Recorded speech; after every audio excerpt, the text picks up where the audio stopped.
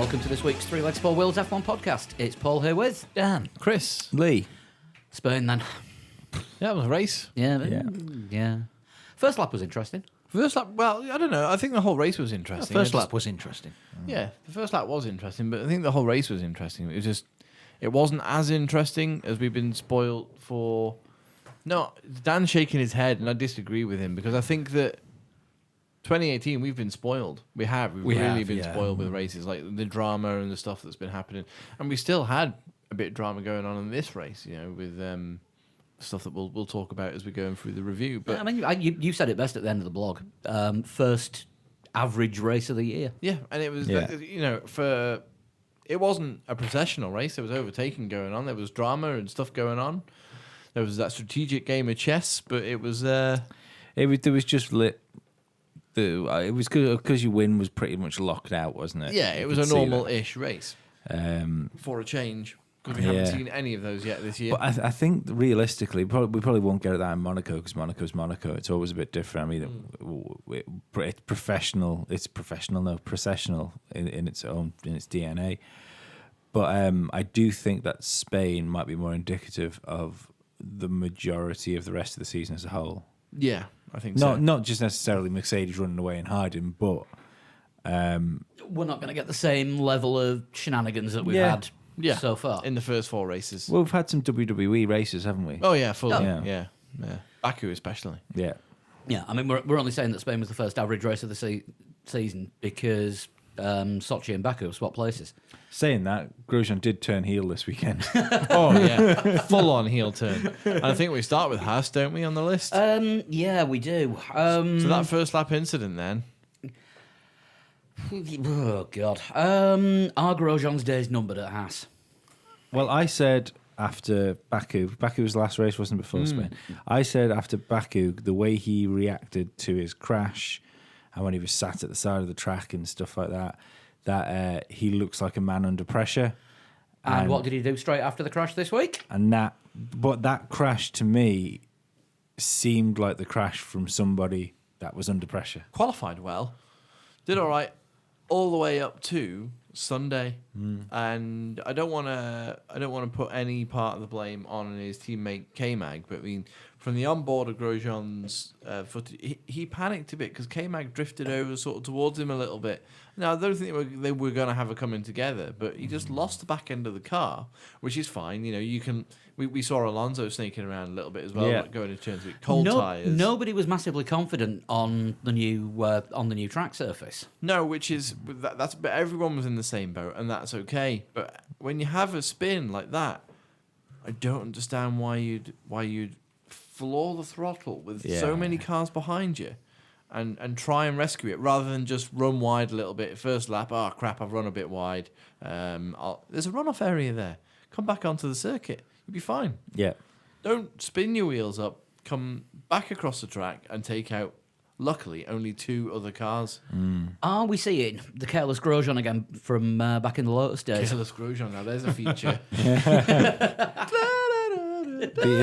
I'm stopping there because otherwise we'll owe royalties. But yeah, is it going to be... He does wham a lot. Oh! Dad joke. Yeah. But yeah, See, his tyres went off, though. It was a careless blister. Oh!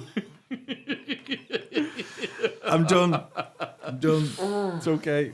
Oh, man. I mean, Grosjean's not had great luck in Spain over the years, has he? Because it was with he had that coming together with Maldonado when they were teammates at Lotus, and Grosjean raced most of the race with his rear wing end plate hanging off. Yeah, the one where we kept asking when's he going to get pulled in for it, and somehow they never actually enforced it on him. But no, are we going back to seeing like he was in the days of Lotus, where nobody's front wing was safe? Well, I don't know. He's always had a bit of inconsistency about him, hasn't he?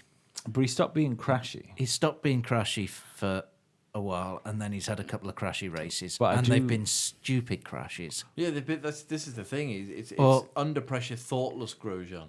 But would I be wrong in thinking that the last time he was super crashy was the last time he had a competitive car? Oh yeah, good point. His car's fairly competitive again, isn't it? Yeah.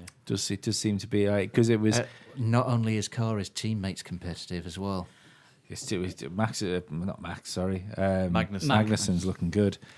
I never thought I'd say that. No, he's Has the car outgrown his amount of talent? Grosjean. That one didn't work. I don't know. I would still. I wouldn't write Grosjean off yet. I'd still choose him to. He'll be in the writing team. things off. I still think there's half because somebody turned around on Twitter, but who we talked about the accident, saying, even Gutierrez wouldn't have done that. I was like, well, hang on a second, let's not tar Grosjean with the Gutierrez brush just yet. Grosjean can score points. I think. I don't think you use those exact words. No, I still think there's a half decent, more than half decent Formula One driver in Grosjean. Yeah, Unfortunately, it's the one that he's skewered with his nose. yeah. Yeah, he's not doing himself any favours at the moment. Kevin Magnussen, on the other hand, we used to call on Haas like the binary team, binary result. Kevin Magnussen did brilliantly. He did, but he was all on his own, and I do think there's questions about Magnussen's racing. He even had a free pit stop at one point. Wasn't trouble from in front or behind. Just changed tyres because he could. Yeah, and all it did was drop him an extra 30 seconds behind Danny Rick. Yeah. But I do like. I mean, like we just said there, Grosjean's problem was keeping his foot in. Yeah, but I don't understand why Magnussen drifted over like he did towards him, which made again it could have been a lack of grip. twitch. Like we saw a lot of drivers doing it through turn 3. Could have been, but it didn't look like a twitch, though, did it? It looked like a move over, and I wonder whether Grosjean Do thought. you think Magnussen might be piling the pressure on Grosjean? Like, No, look I think. Did anyone see the onboard from Sainz? Because it looked like Sainz actually touched the back of Magnussen's car. Right, maybe. Which obviously spooked the car a bit. Yeah, which made him drift. unsettled it. Yeah. Very well, possibly could be. Which would also explain Grosjean's Panic. Yeah. But if he didn't touch him, I wonder whether we get Magnussen, given the reputation he's got now, Grosjean saw him drifting over, and it's happening again. Yeah, but the thing is, he panicked, and he shouldn't have panicked as much as he did. Being, he's 10 years nearly in Formula One. Romain Grosjean needs to wind that very long neck of his in just a little bit. He has got a long neck. He has, yeah, very- tall head. That's why everyone calls him Beaker. Yeah. He does look remarkably like Beaker at times. Although you never actually saw Beaker sat at the side of a racetrack with his helmet on with his head in his hands. No, on the naughty step. Yeah. Yeah. But a good race for Magnussen, 6th place. Yeah, I was going to say binary result for Haas, but binary result for almost every team. Yeah. Barring Red Bull and Mercedes, yes. Yeah. I can't help but think in race trim, although Magnussen was 6th, I can't help but think that in Alonso's hands, that McLaren might be best of the rest. The McLaren. Yeah. Not the Haas. No. That's in Alonso's hands. The McLaren. The McLaren was in Alonso's hands, and it Yeah. wasn't the best of the rest. No, but in just on raw pace, without being held up for half the race. behind. Right, yeah. I think just on as a race car, I can't help but think that I maybe. think Alonso would have given Magnussen a bit of a race had he not Yeah. been stuck in traffic. Well, not even traffic, but just stuck behind Leclerc for half. I mean, Leclerc did a great race as Absolutely. well. Yeah. Who's Ericsson had a great race as well. Who's next on the He's list not been after too- Haas? he's not been Well, bad next on the this list year is at all. Toro Rosso, but Dan's just said Ericsson had a great race. Let's talk Sauber. Yeah. Can do. Ericsson finished, what was it, 13th of the 14 Yeah, finishes? it wasn't a great result, but watching him fighting against, was it Sainz? He was Charles fighting Leclerc against was for- battling with a Renault. Was it Hulkenberg, I think, perhaps Ericsson was fighting I with? can't remember. But yeah, Ericsson... So it wouldn't have been Hulkenberg. Hulkenberg wasn't in the race that long. Oh, good point. Yeah.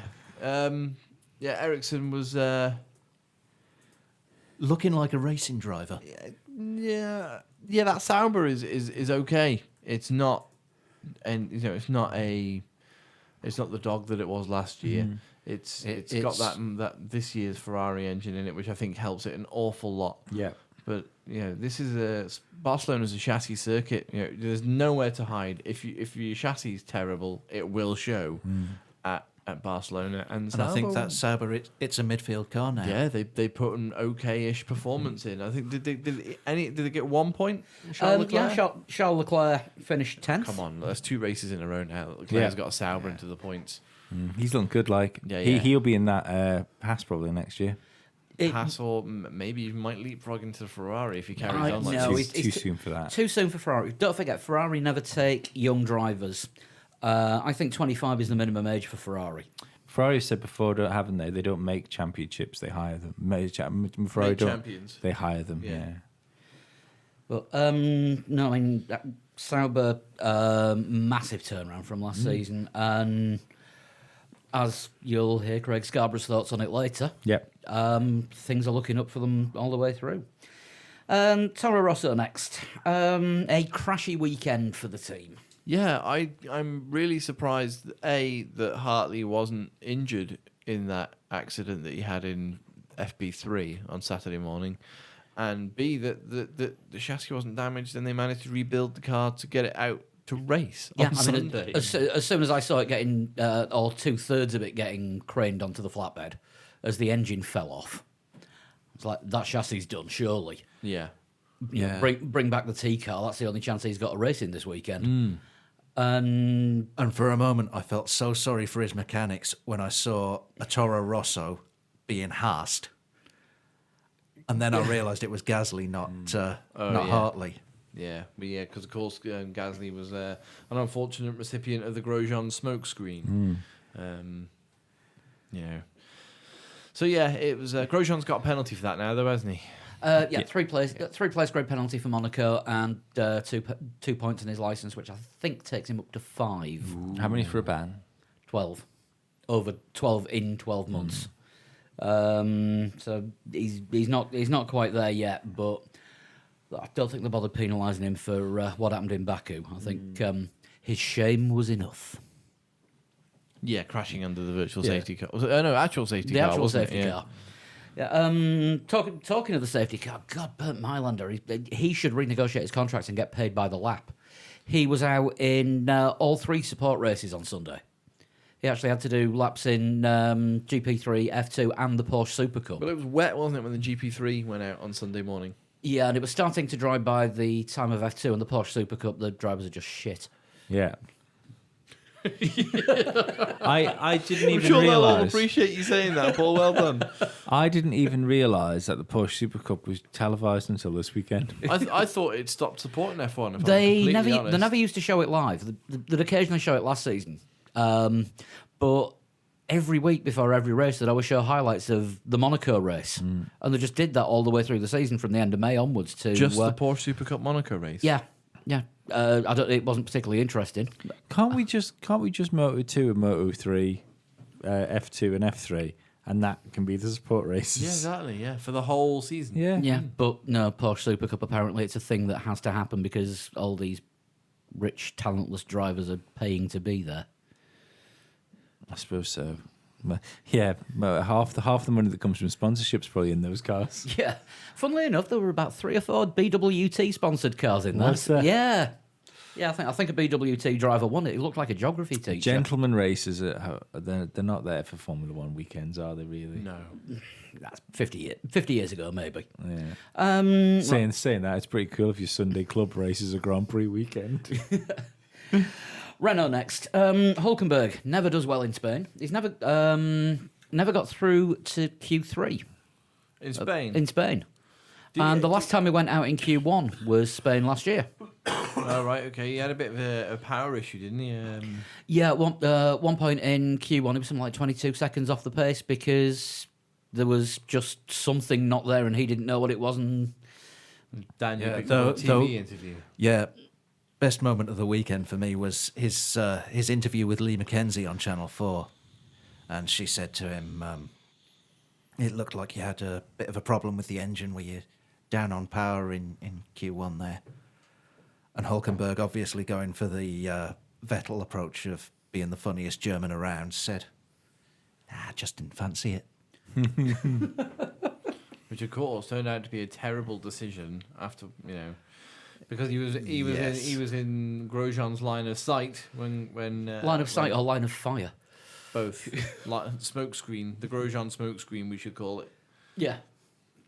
And he got tagged by that. So had he qualify or managed to qualify higher up, then Then he might have escaped it. yeah. Or if he'd been slower off the line. Yeah, or had that engine problem, at the beginning of the race. Or if he was an F2 driver. Yeah, or if he just wasn't there.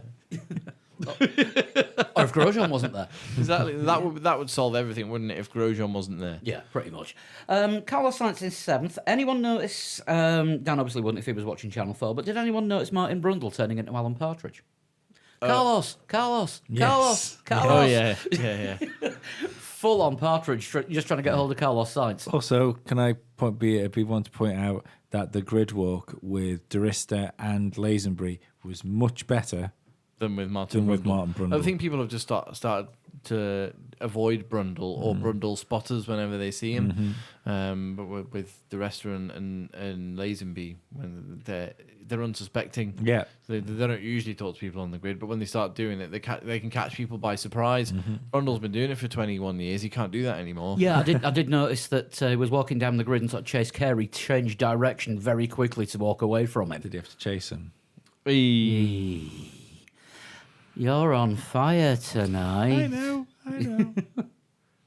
Moment of silence for these jokes. No, but yeah, a solid race from Sainz. Home race, obviously. Spanish Grand Prix. There was a section entirely dedicated to Carlos Sainz, the fans. It's what the loudhailer was for as well, was it? There was somebody with a loudhailer and lots of people dressed in yellow. Well, I think there was one of those things like football stadiums where you paid to get your seat. There is actually a Sainz stand. There was last year. You could buy the tickets direct through Red and Bull. you got your bright yellow 55 cap and your Spanish flag. And it looked like that bit in Despicable Me when you see all the minions for the first time. I was surprised that, obviously, local drivers always have big support there. But you just kind of take it for granted that they're all going to be Fernando Alonso fans. Yeah. Max Verstappen had a quite big section of fans as well, all wearing bright orange wigs, and they let a flare off at the end of the race, which I don't know how well that would have gone down with safety peoples. Probably not. I don't know.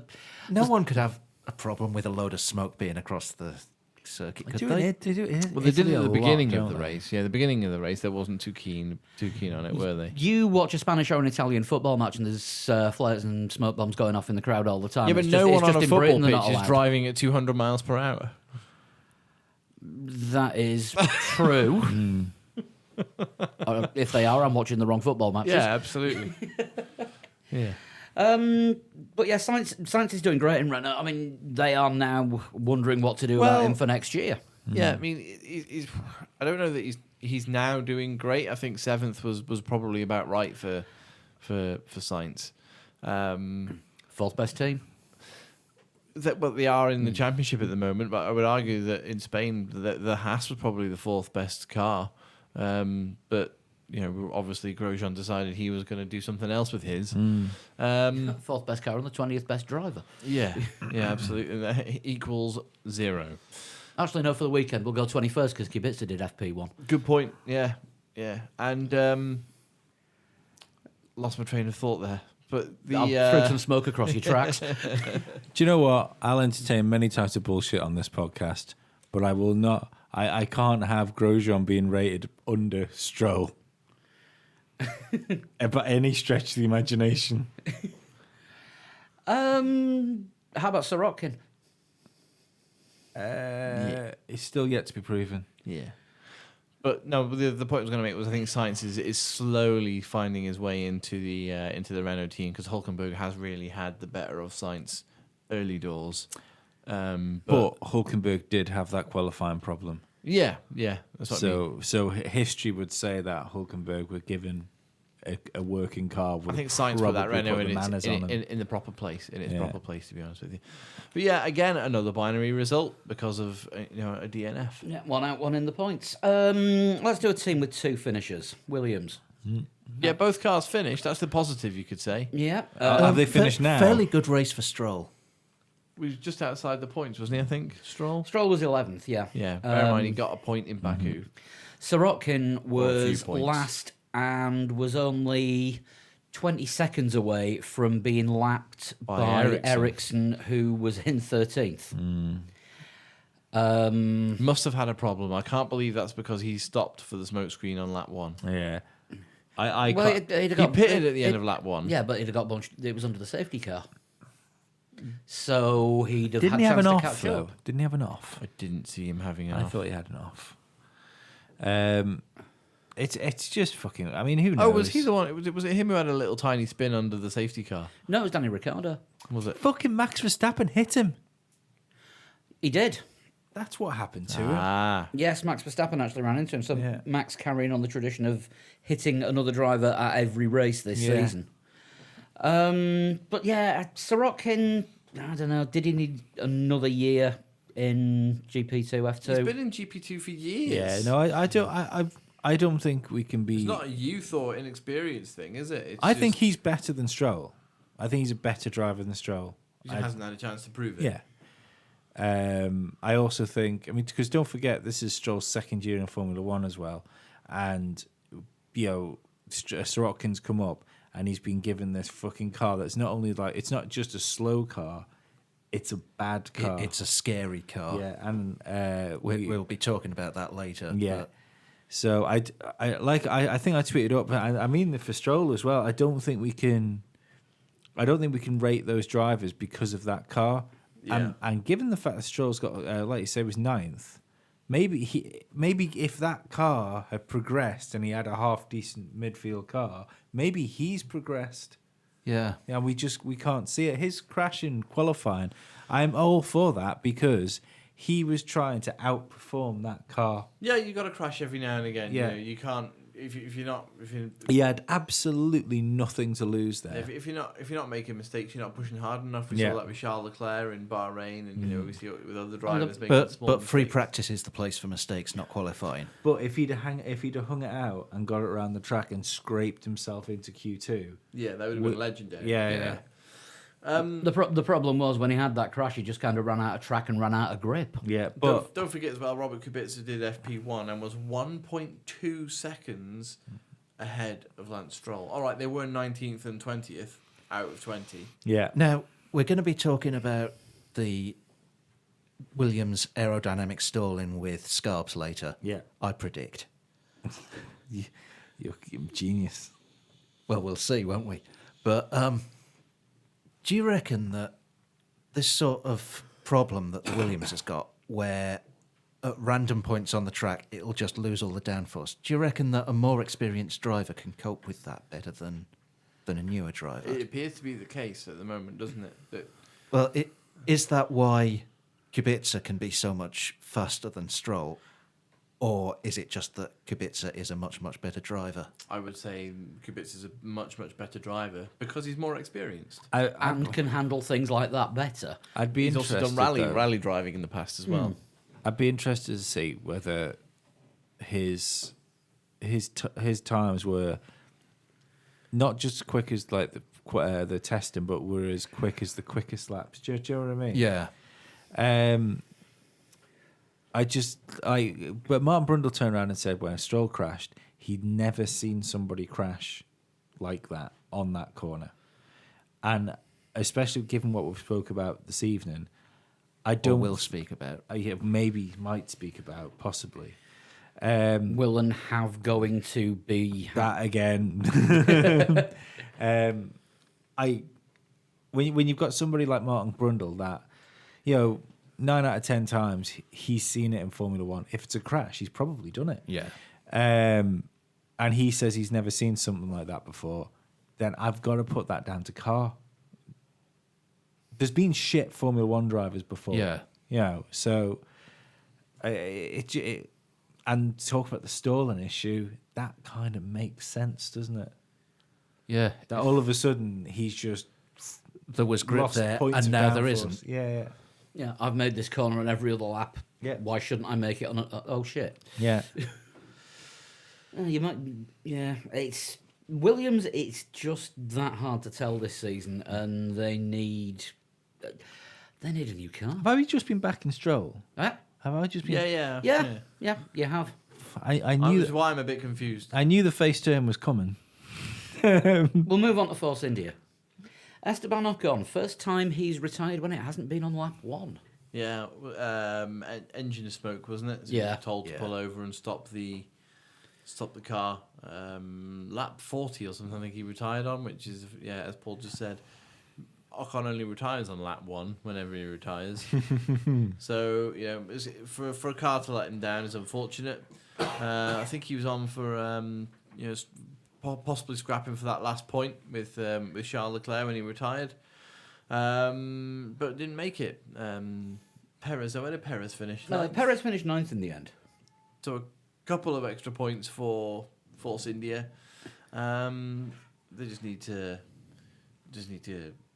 head down, carry on with it, really, don't they? Force India, it looks unlikely that they're going to be in that 4th place at the moment, but There's still another 16 races to go this there's still season. another 16 races to go. But there other people, as we said before, other teams have made more of a leap forward than Force India have this so year. far. Yeah. So far. They're being Williams as well. You know what I said about Williams when they were up in sort of 3rd. Yeah. I think it's not the fact that they've done a good job over previous seasons, but it's also been helped that some of the teams that probably should have been doing a better job have done a bad job. McLaren being one. And they admitted that they spent too long keeping up the development on last year's car to really get to grips with the 2018 model. Well, that's what I said, wasn't it? Early doors this season, that 4th place to them was like pushing for a championship last year. Yeah. And how many times have we seen it where a team has pushed all the way to the last race and then the next season being fucking bobbins?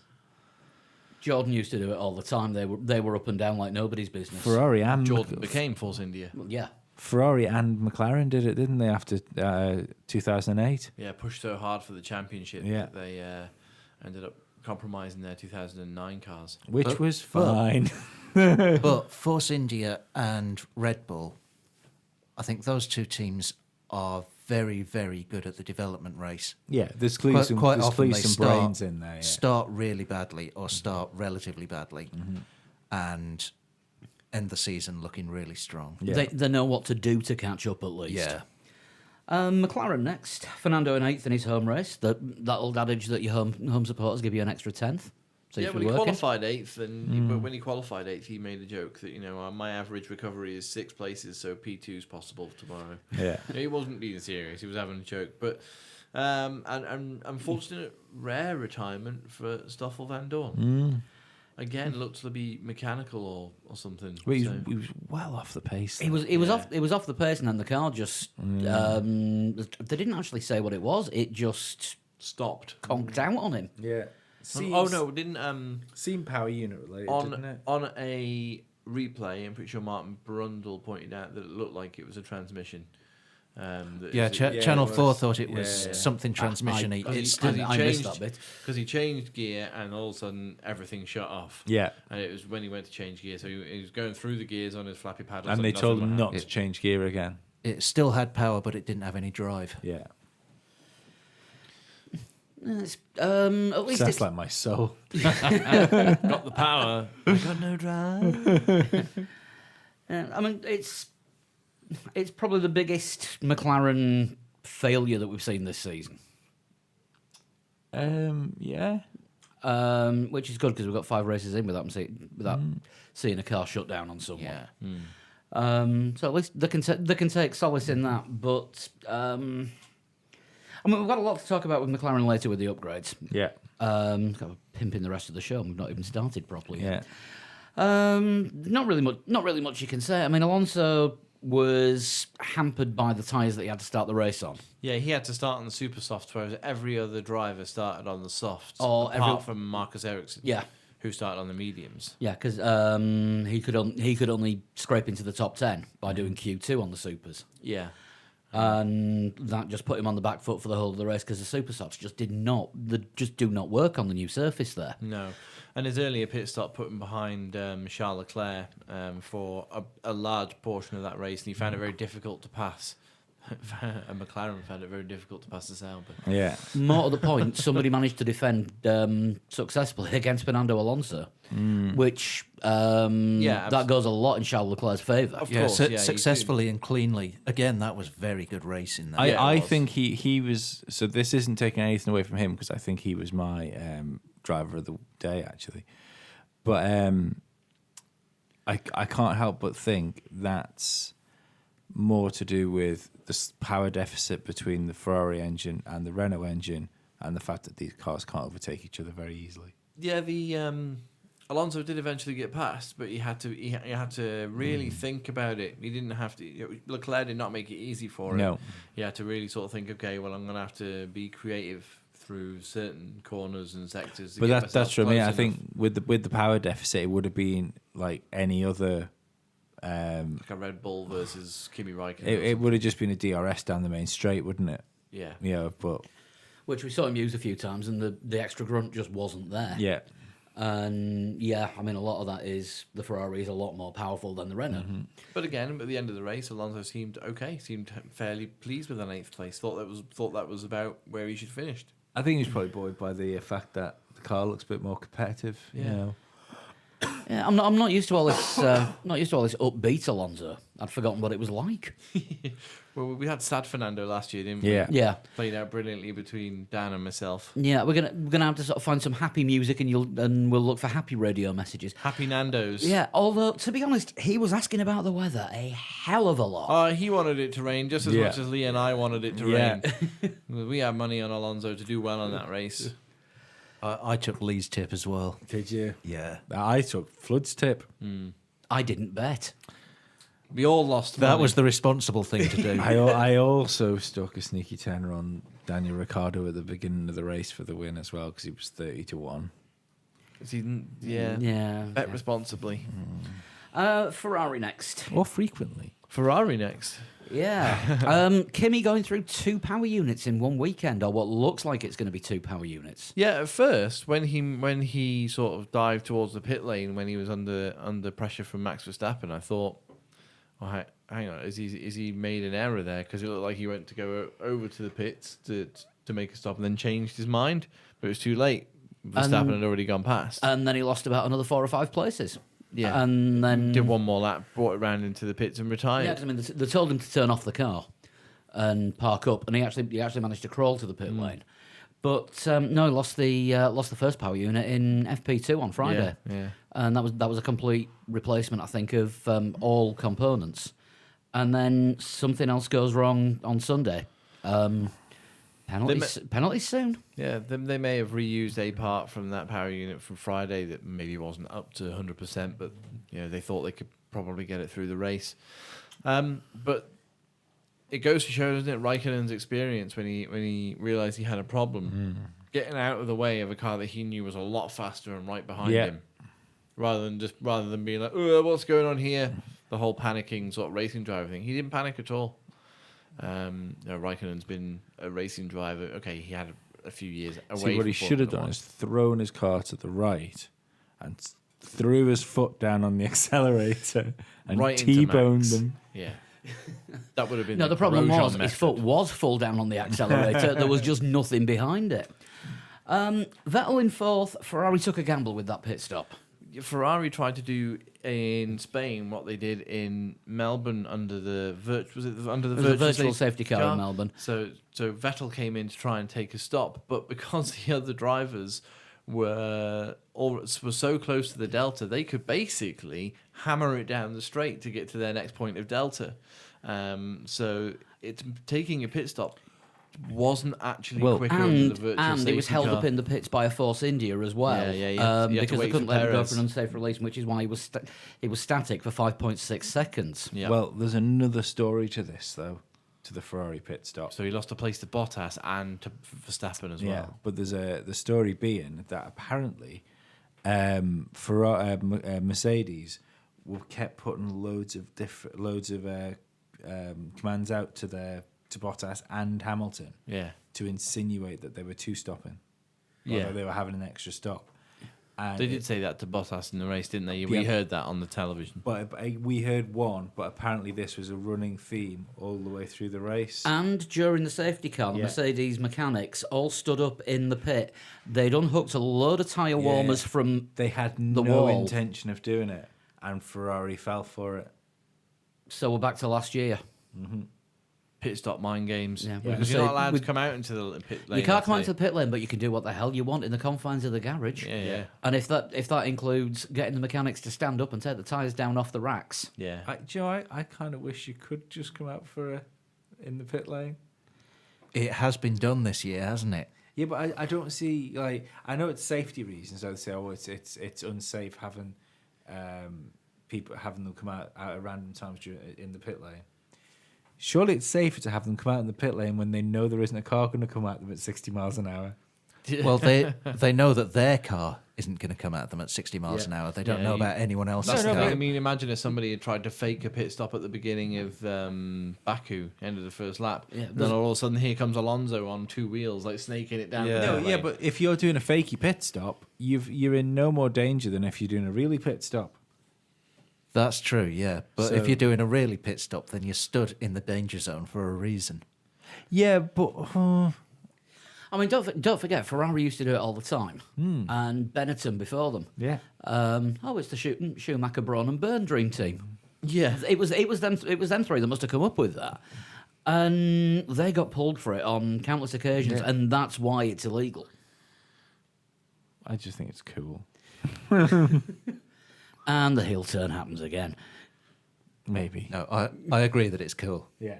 It's cool, but And it's lovely watching the teams fall in for it. Yeah. But then you watch highlights of, say, I don't know, the 1976 Japanese Grand Prix, and there's somebody changing James Hunt's tyre with a fag in his mouth. So, yeah, Vettel suffering, Ferrari not on it, Red Bull. Danny Rick in fifth. Now, apparently he did spin behind the safety car. We didn't see that on No, TV. it's been called a secret spin. Yeah. Yeah, just a little tiny sort of 90-degree, 180 sort of thing under the... Was it 90? No, 90 degrees under the safety car. Then managed to spin it back round again. That's like half a J turn. Yeah. Was it safety car or I think it was a virtual safety car, actually. Did a Grosjean trying to keep things warm. But unlike Grosjean, didn't panic and nail his foot to the floor. Maybe he did get hit by Ericsson then. Maybe. Speaking of virtual safety car, before I forget this point, did anyone else read what Vettel was saying about it? I don't understand what he meant. He's What did he upset say? because he lost out. He reckons that the Oh, yes. yeah, yes. he didn't say it because he lost out, because he did admit, like, this is what happened, but it wouldn't have changed my race. But he seemed to be suggesting that the virtual safety car thing is flawed, and that there's different software that the teams can use so that they can go quicker than they should be going. They have to. They can go past Marshall stations under the time, as long as they get to their delta point, even at 0. Yeah. So they can hammer it through a sector and then brake, 50 meters before the delta point. As long as they hit that delta point after a specified time. Yeah, the quote actually is, it's the same for everyone, but the FIA is supplying us with a system that makes us follow the delta time, and everyone has to slow down, I think, by 40%. But I think everyone's aware you can have a faster way to go in a virtual safety car than just follow the delta by saving distance.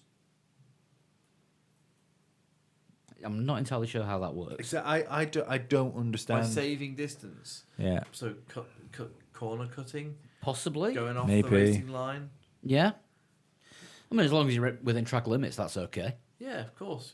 That's just creative racing. I don't think, if you're rather than go around a hairpin, taking what would be the racing line, swinging it from the outside to the inside, and then hugging the inside to do a shorter distance. To be right, fair, over that. Well, it I goes on. prefer just safety cars to be It goes fair. on to say the virtual safety car has a map in the ECU, which is 30% slower than a quick lap. Drivers have to follow that lap. It's measured every 50 metres of travel along the track. It measures where it's relevant to the reference lap and gives you a plus or a minus, and you're reminded every 50 metres.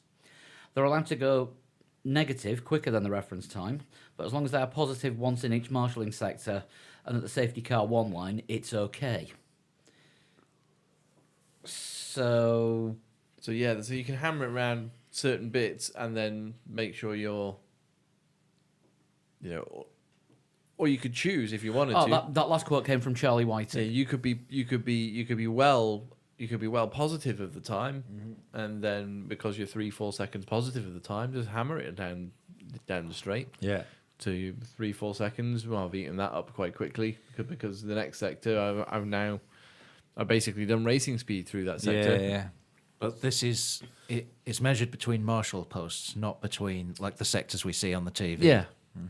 So it's not. It's marshalling sectors, not the sectors that you see on. Yeah, because I mean, there are something like 27 different mini sectors during the lap. Which is where we see the timings change. The gaps changing constantly. So I wonder if Vettel's saying that they have special software that then cuts the track between the marshals posts and gives them like an exact you can get away with this sort of thing. I would imagine so. Yeah. Maths. I'll do a spreadsheet. Fuck man. No one's made a spreadsheet joke tonight. I thought I might as well. So yeah, Verstappen, first podium in 7 races since Mexico last year.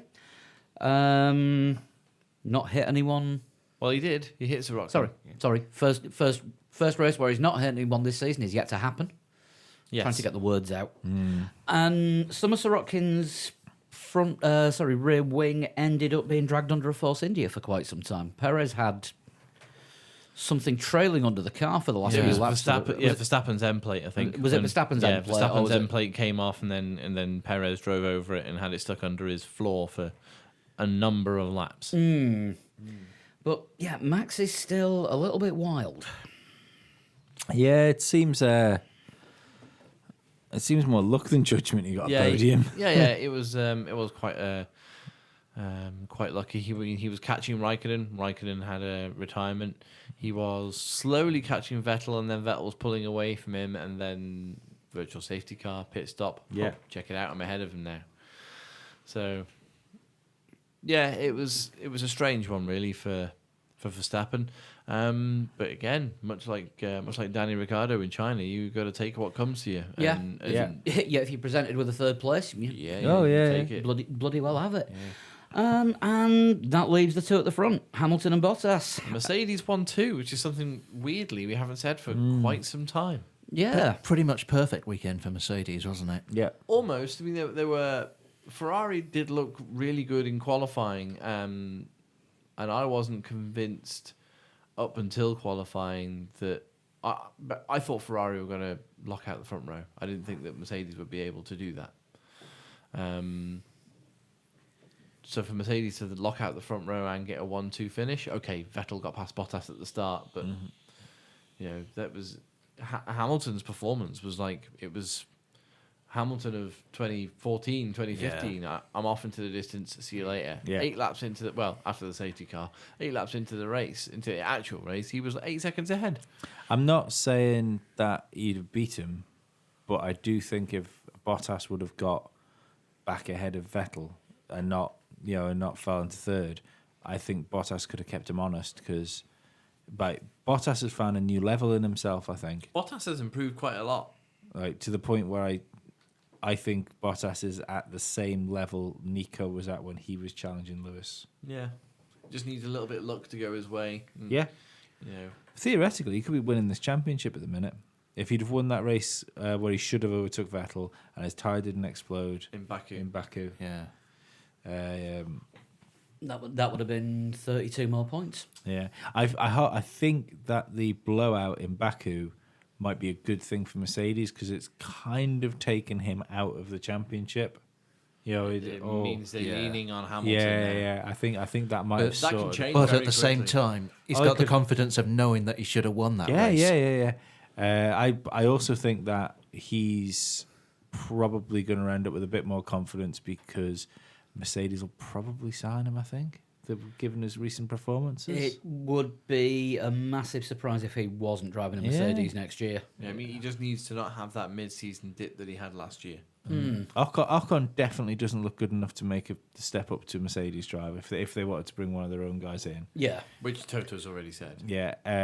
Daniel Ricciardo is better than Bottas, but could cause friction within the team if he starts beating Hamilton.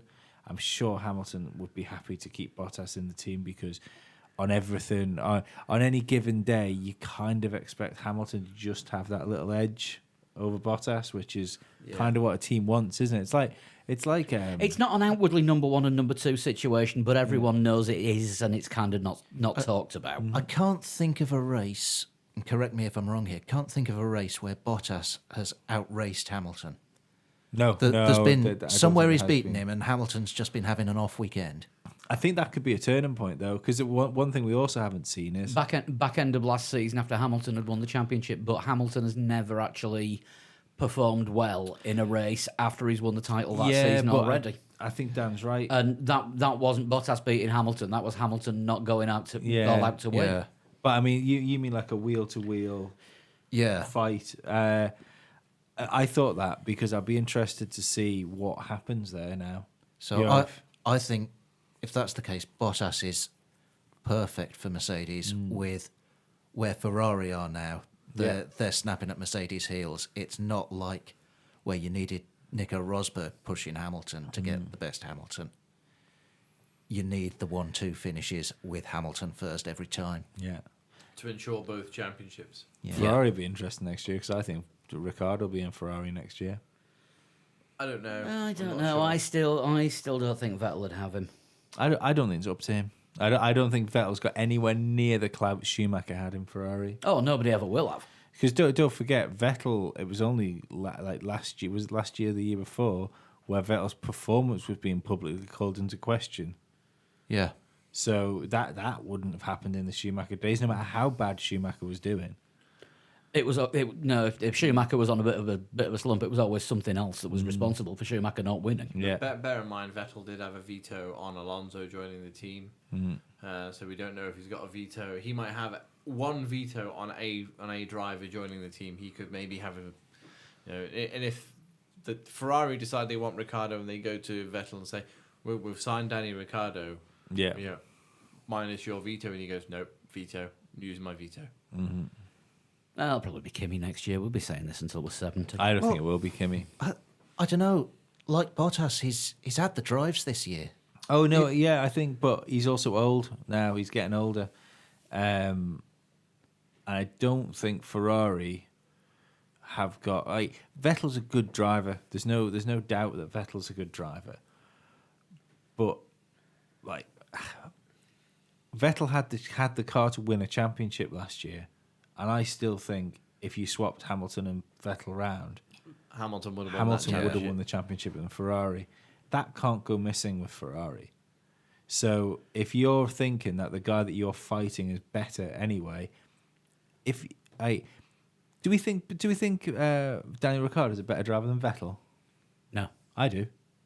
Because he came into Red Bull and he fucking battered him. I think he's calmer under pressure than Vettel. No, but he battered him. He battered him that year in Red Bull. Battered him to the point that he left. He was a better driver that year. Yeah. Whether he is overall, I think that's yet to be proven. Oh, it's yet to be proven. But I think there's definite cause to think that because I personally don't think now. Vettel's a very, very good Formula One driver and one of the best Formula One drivers we've ever seen. But when we talk about that elite group of drivers, we always say like the Vettel, Alonso, and Hamilton. Yeah, I kind of think that group just belongs to Vettel and Alonso and Hamilton now. I still think Vettel's up there, but I think Ricciardo is on the fringes. I think Verstappen will be, probably when Alonso and Vettel may have retired. I think Verstappen will eventually make his way up into that top group. Verstappen needs to change something massively. Yeah, but I think he'll get there. Do you think? Yeah. Yeah, use the brake pedal instead of other people. That's a start. Usually is. Right, we've sort of gone through the teams in the race a little bit, but there was a lot of upgrades this weekend that came out. So we're going to do one of our patented jump cuts, and here's us talking to Craig Scarborough. As promised this week, we are here with F1 technical expert Craig Scarborough. Hi, Craig. Welcome back on the show. Thank you for having me back, and hello to all of you guys as well. Hello. Oh, fuck, they're not even words. This isn't starting well, is it? Come on, you can do this. You can do this. Full of a cold. Is that meant to be an excuse? Or Yeah, oh, you use it all disease now. I feel that bad. Wonderful. I think Craig might even get sick. you sent a computer virus. I'm using my mother's own jokes now. Just somebody shoot me. Anyway, we've just had the Spanish Grand Prix, and we saw quite a few updates turning up. First thing, the most noticeable one, what is going on with the front of the McLaren? Apart from everything. Right. Well, no, it's not just the front; it's most of the McLaren, isn't it? You know, they've changed things quite subtly all over the car. I was starting at the front and working backwards. Oh, okay. Yeah, I mean, it was. There's an ongoing saga with McLaren this year, isn't it? I remember when it was launched, everyone thought, "Where's the rest of it?" Hang on. Ongoing saga with McLaren this year. Yeah, this year's instalments. So they went testing and had some problems, and then before Melbourne, they went, "Oh, the car's 100% ready now." And then a couple of races later, it says, "Oh yeah, apart from like the whole front end that we haven't made yet, but that won't be ready until Barcelona." So they finally introduced this much rumoured nose, and there was much sort of joking in the pit lane sort of beforehand, thinking it's just going to be like the old one. And we were quite wrong, and it is something similar to other people's, but also quite different at the same time. So, I mean, I'm sure everyone by now has seen it and made their jokes about it looking like a goldfish, or the pig from that game. What's that thing where you throw pigs around? I can't remember. Angry Birds. Angry Birds, that's the one, yeah. So it's a little bit unusual, and everyone's kind of focusing on these three little inlets at the front of the nose. And they are, sort of part of the solution. But the important thing is this, what Mercedes have underneath their nose, what they call the cape, which is this kind of vein that hangs underneath the nose. Mm-hmm. And what they've done is they've rearranged the entire nose setup in order to make this cape work as effectively as possible. And what this cape is all about, it's about creating a really strong pair of airflows and vortices that come off this, and you can actually, when you see the whole nose is fitted to the car, there's some turning vanes under the front suspension, and they're really tightly radiused. You can see exactly where the airflow is going in. This is all about getting airflow out around the sides of the car, which pushes the turbulence of the tyres away from the car and sends all the good airflow down to the diffuser and towards the rear wing. So as much as we're talking about the nose of the McLaren, it's all about getting the rear end working, which is kind of the general story of aero development in F1 over the past few years. And the question is what they've done, is that any good? And they seem to put a huge amount of effort into this nose compared to what anyone else has done with the nose. But, I've spent so many years in Formula One, and every time I talk to a designer about the nose, they go, "Oh, the nose isn't really that influential on the car. It's not a big performance factor." But, clearly McLaren have felt that there's a big chunk of performance in this entire package under the nose. And I guess the jury's out, because I don't think we necessarily saw Barcelona was such a weird weekend in the end. I don't think we really saw the results of it. But hopefully it's a sign that, McLaren are being a bit more aggressive with the car, and, maybe good times maybe back on the agenda for them with a bit more sort of chassis performance, which they're so clearly lacking at the moment. I can't help think that maybe whatever performance benefit McLaren's had might have been masked a little bit with Alonso being behind Charles Leclerc for so long. Yeah, I mean, race performance was hard to gauge. Obviously, Alonso was on different tyres for his qualifying run. He kept the super softs on, and that sort of pushed him into quite a way up the top 10 in the thing. And at the beginning of the race, he looked quite racy, didn't he, on those super softs? But then that soon kind of ebbed away as well. So, it's very hard to gauge how these things have improved the car based on a single race performance, because there's so many other factors, especially it's such a weird weekend for people's performance at Barcelona. Well, I mean, don't forget that Mercedes struggled following that particular Ferrari last season. So now that Sauber have got it, it's McLaren's turn to struggle following that car. I mean, could there be any factor in that overtake Alonso did? Was it around Ocon? Yeah, around the outside. Turn 3. And he seemed to have so much more confidence and grip than the other people around them because they were on similar tires because it was the beginning of the race, wasn't it? It was early on. So I wonder would that nose have given, or whatever they've done to the nose, give him that extra grip to do something like that? The turn-in confidence. Yeah. I'm sure. Strangely, it probably won't help the turning confidence. It'll give him some predictability from the back of the car if it's working properly. But I think Alonso was one of the. Yeah, I think Alonso was one of the few people on the super softs at the start of the race. I think most people chose to go on softs, didn't they? So if he was making that move at the start of the race, you'd expect the super softs to have turned on a bit quicker.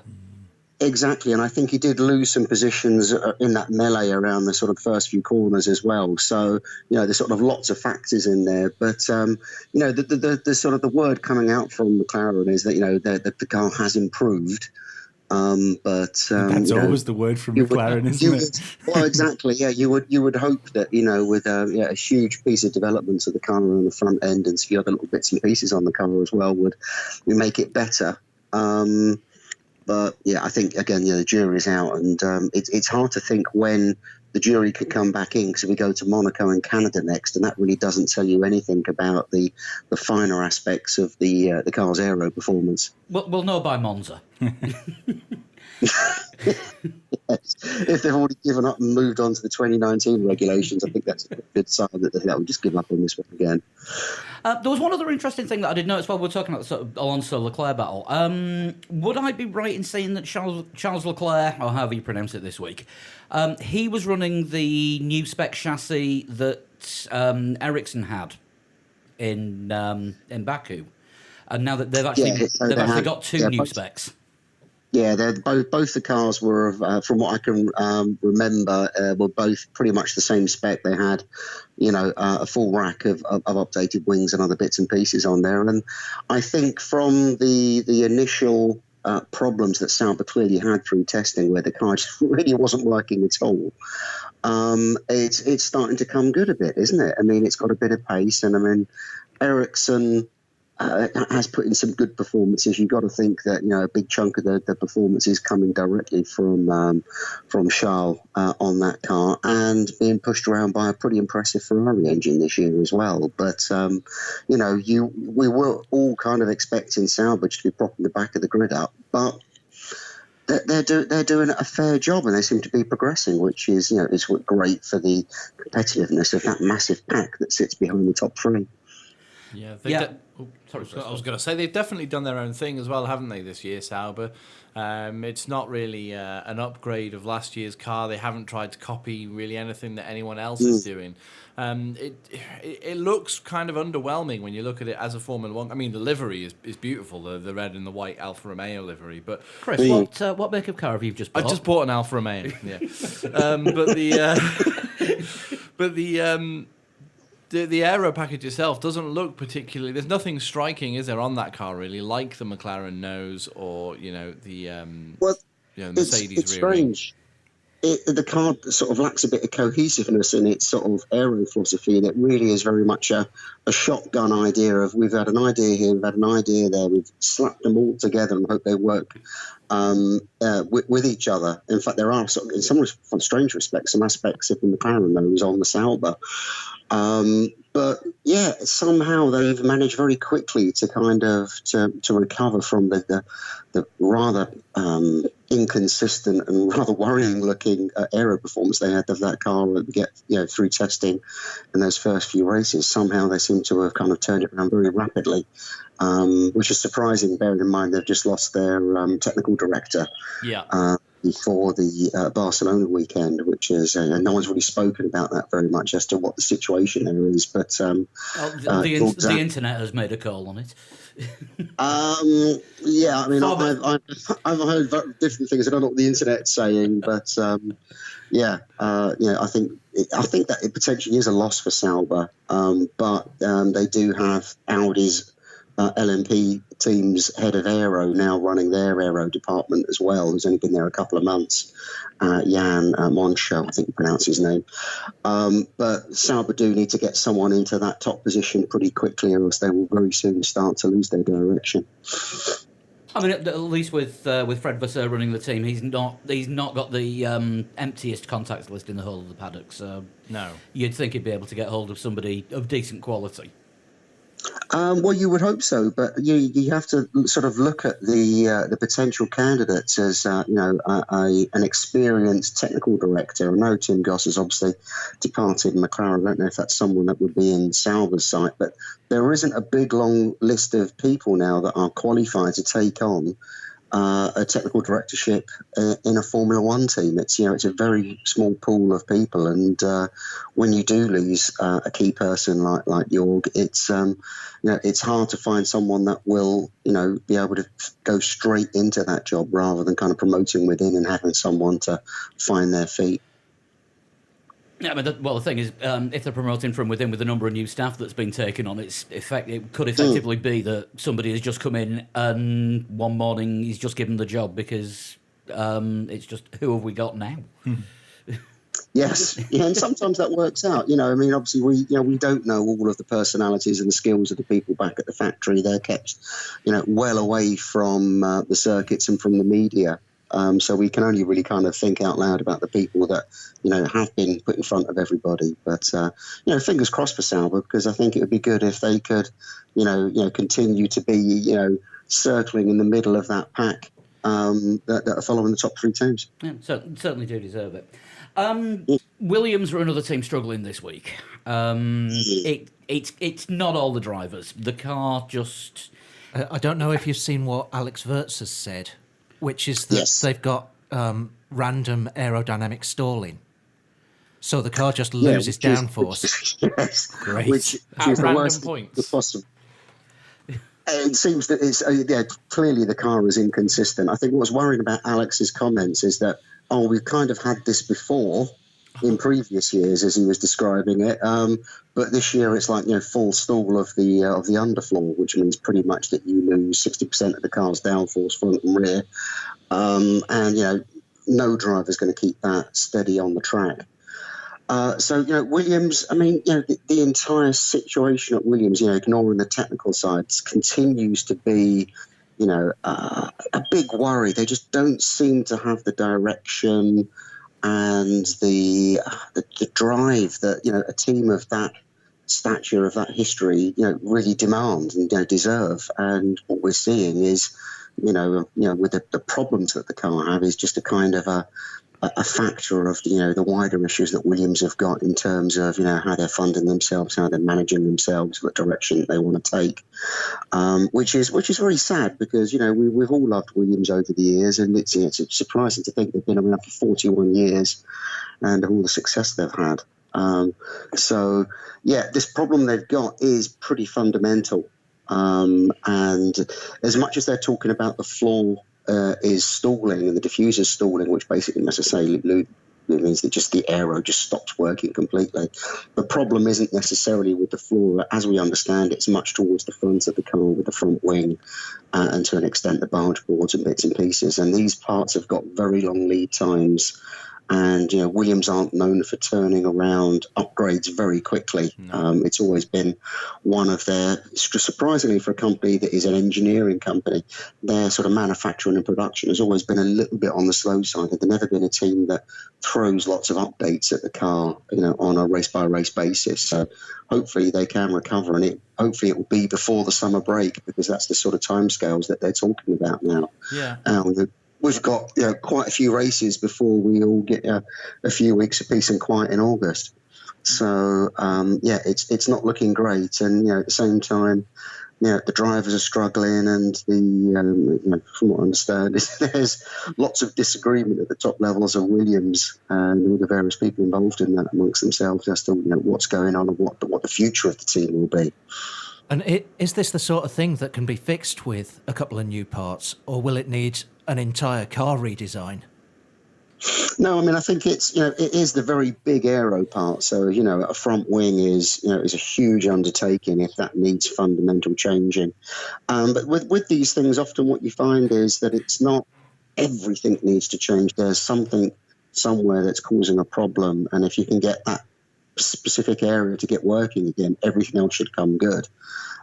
Somewhat like Force India have kind of gone through this year as well. So, but Williams are kind of really maintaining expectations by saying, it could be the summer break before these parts come through. So, we've got some races which may suit Williams. Even with the sort of lack of stability, Canada should be an obvious race for Williams, just to straight line a good result, much like they did in Baku. So that should work for them. I'm not sure if Monaco is going to be such a great race for them, but it's very hard to predict, depending on sort of how fundamental their issues are. I don't suppose in the paddock at all you heard of what the opinion was of Robert Kubica's going FP1. Did you? Was there any paddock talk about that?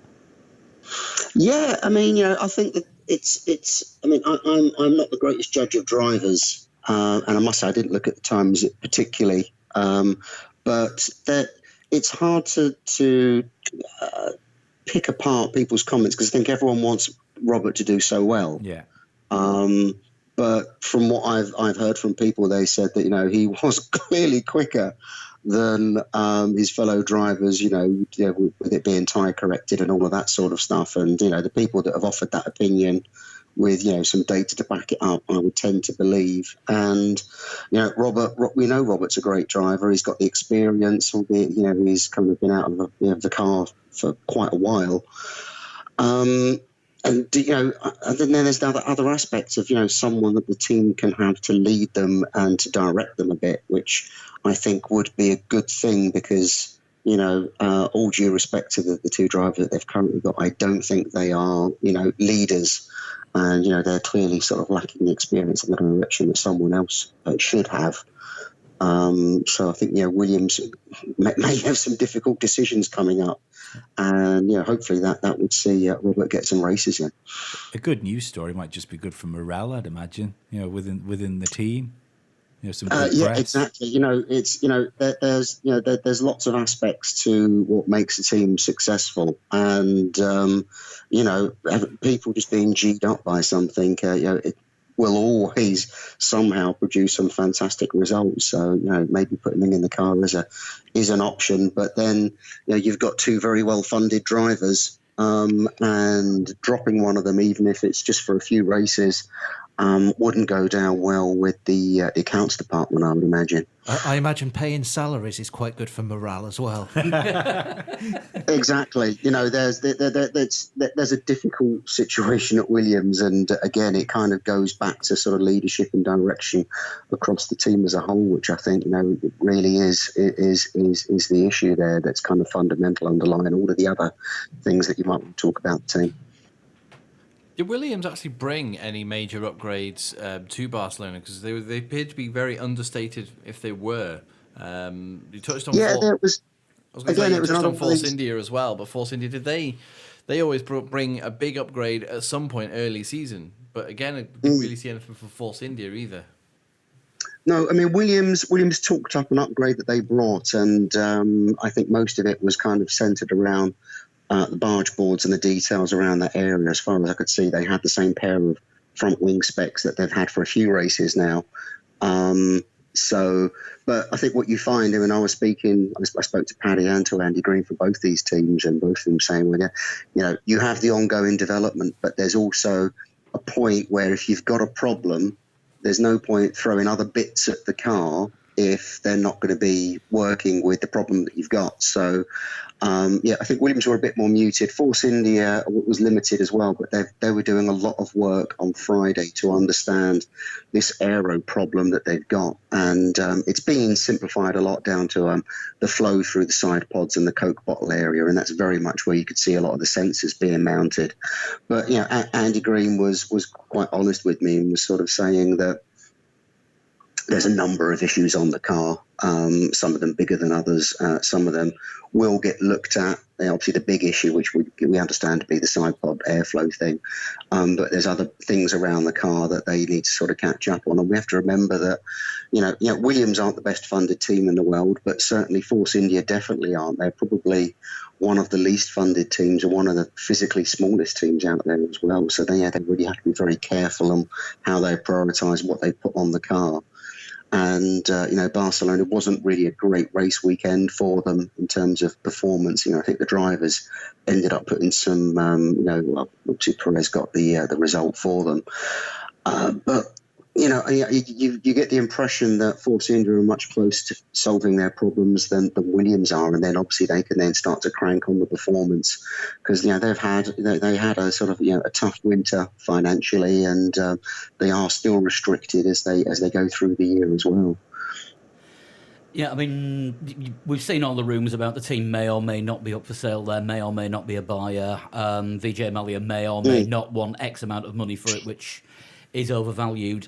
It must be difficult to actually develop anything under that level of uncertainty, because is it going to be a case of are we putting all this into the car for somebody else to reap the rewards, or what are we as a team going to get out of it in the end? Very non-committal. Yeah. Yeah, I think when you look at the history of Force India going back to, I'm trying to remember the order of it, what was it, Spiker, Midland, Jordan, even Jordan under various big different sponsors. The great thing about that team is that the tight-knit technical department that seems somehow, as we've seen over these years, to put out a great car despite what is going on in the boardroom. Literally all they need is just to be, to have that cash in the bank to allow them to, hire the people to buy the carbon fibre and, send stuff out for manufacturing. It's literally just the cash they need. They've got all the skills in-house that, they could possibly want. And they've become very efficient at this. And, that you see already this year, if you think of the issues they've had, they're still competitive within the midfield, and they've had some good results, and they're getting, point finishes in despite everything. So I think, if they do get more money through the year, they will continue to develop. They obviously have to decide at what point they cut off for the big changes for next year. But, that's an annual issue that every team faces. And I think if they did have a change of ownership, I don't think it would affect the car or the technical team. You would certainly hope that no one coming in would want to try and run the technical side of the team if it's not what their core skill is. You really are better off leaving those guys to do the fantastic job that they have been doing. I think the team would potentially carry on as the same underlying team that they've always been. So fingers crossed for those guys. I think they really just could do with an injection of cash, whichever direction that comes from. Might even be a Mercedes technical partnership if you believe some certain internet round rumours. There's lots of talk about this sort of customer listed parts deal, isn't there? Williams were mooted to be potentially go in that direction, which is kind of the Haas model where you buy everything apart from the crash structures, the tub, the bodywork, and the radiators, strangely, which seems to be an odd thing that gets included in that, things that you have to make yourself. I don't believe, Williams are called Williams Grand Prix Engineer, and if they went down the listed parts route, you might as well just, close the doors and call them something else. And equally, I don't see Force India going that route anytime soon. I'm sure there's maybe a few bits and pieces they could pick up from someone like Mercedes, which would maybe reduce some of the development costs. But I think everyone now is kind of hanging fire on those kinds of core decisions because they don't really know exactly what's going to happen for 2021, when potentially there could be a budget cap, there could be some spec parts that, jumping now to, lose some of your design skills, to lose some of the in-house manufacturing resources could actually be detrimental, because once you've lost that, it takes a while to build that skill back up into the team, even if it's only over a couple of seasons. I don't think anyone would go further down the kind of the Haas model just yet. And potentially Haas may want to consider how they tackle 2021, given whatever regulations will come out for that year. If the teams can actually end up agreeing on something with FOM by the time it all needs to be set in stone, of course, because you can guarantee if there's rule changes coming through, there's going to be arguing from all sides. Yeah. Yeah, exactly. But moment it looks as though some directions are being found which work for the general good, shall we say. I think some teams won't gain as much because they simply don't have that much money already. And clearly the bigger teams will lose out. But equally then the bigger teams have got ways of budgeting and managing, staff in other areas of their business. Compared with smaller teams. So I think potentially we'll have something that everyone will moan about, but eventually will probably potentially work out quite nicely for the teams. And there'll still be an imbalance. You can't get rid of that. It's just not possible. It's not in the real world, is it? But I think, it does look like it's potentially going in a good direction. Yeah, you mentioning Haas before, when we had you on pre-season, we were saying about how that everybody expected, or a few people rather in the paddock expected Haas to be like the surprise package, maybe even the best of the rest. The car has turned out to be pretty good so far. It's just that they've had a couple of runs of bad luck and some massive driver errors. But did they bring anything in the way of updates to Spain? Are they still pushing forward? Because we said at the time when you're on preseason, Haas always start well, and then drift off as the season goes on because they haven't got that development curve that the rest of the teams have got. No, I mean, it's exactly the case. But they had nothing, as far as I understood. I mean, I didn't actually speak to the team, but I know other people that said we haven't got anything. Our schedule for updates doesn't fit in with Spain, so they're still waiting for parts, which is one of the restrictions that they have in because of the model they operate. It's not the Haas team that's making these. It's it's Dallara and lots and lots of these subcontracting companies around the world. Haas themselves, I don't think they make anything. I think we do have a few machining tools at Banbury, but by and large everything's done down in Italy by Dallara. So they are somewhat hamstrung by that. But yes, it's a good car. It's a very solid car. Again, much like the Sauber, it's being really helped by being pushed along by a very good Ferrari engine. I think all of the ridiculous talk about it being a Ferrari copy now seems to have died away. Because it clearly isn't. Although some people, I'm sure, will always raise that thing because of the listed parts approach. And Haas, they're on the design side, they're doing the great job, but they're going through this maturing and process, and all of the problems that comes with. So the pit stop errors, at Melbourne, you could say, well, it's not really their fault, but when you suddenly become competitive, the pressure builds up, and that's when little errors come in. That's when, your competitors will look at you and then start to pick out legality issues with what you're doing. And the drivers then are equally under pressure as well. And, I think it's fair to say that there's been a lot of the excitement in the races has come as a result of the Haas drivers. And I don't think that's necessarily a good thing, particularly, I think some of their driving standards over the past few races really is unacceptable when you've got such a good car. And, I don't know if someone is taking the drivers aside and banging their heads together and saying, look, now, what are you guys up to? Because, we're on potentially for, could be a fourth position in the championship, which would be incredible for them. Yeah. We can't afford to keep throwing things away. I don't get that sense from the team that there is, Gene Haas is a great guy. Gunther Steiner does the technical side. You don't get that feel that there's that sort of fist banging on the desk going, like, let's really get this ramped up and sorted out. But we'll see how the development goes, because they really do need to keep abreast, because once McLaren, Williams, Force India get their cars working, then Haas will have the work cut out for themselves. How do you feel about the 3-place grid penalty for Grosjean? Do you think that was enough given the accident? I gotta say, my first reaction, as soon as I saw him lighting up the tyres, was, oh God. And then as the smoke increased and he went across the track, my first reaction that he would get a ban for the next race, because I just think that was dangerous. I know it's irresponsible. I mean, I know lots of things happen in the spur of the moment, and I know he has his explanation, but you can't. There were two things that he was doing. One was creating a smoke screen, and one was moving back across a packed grid of cars going around the first few corners.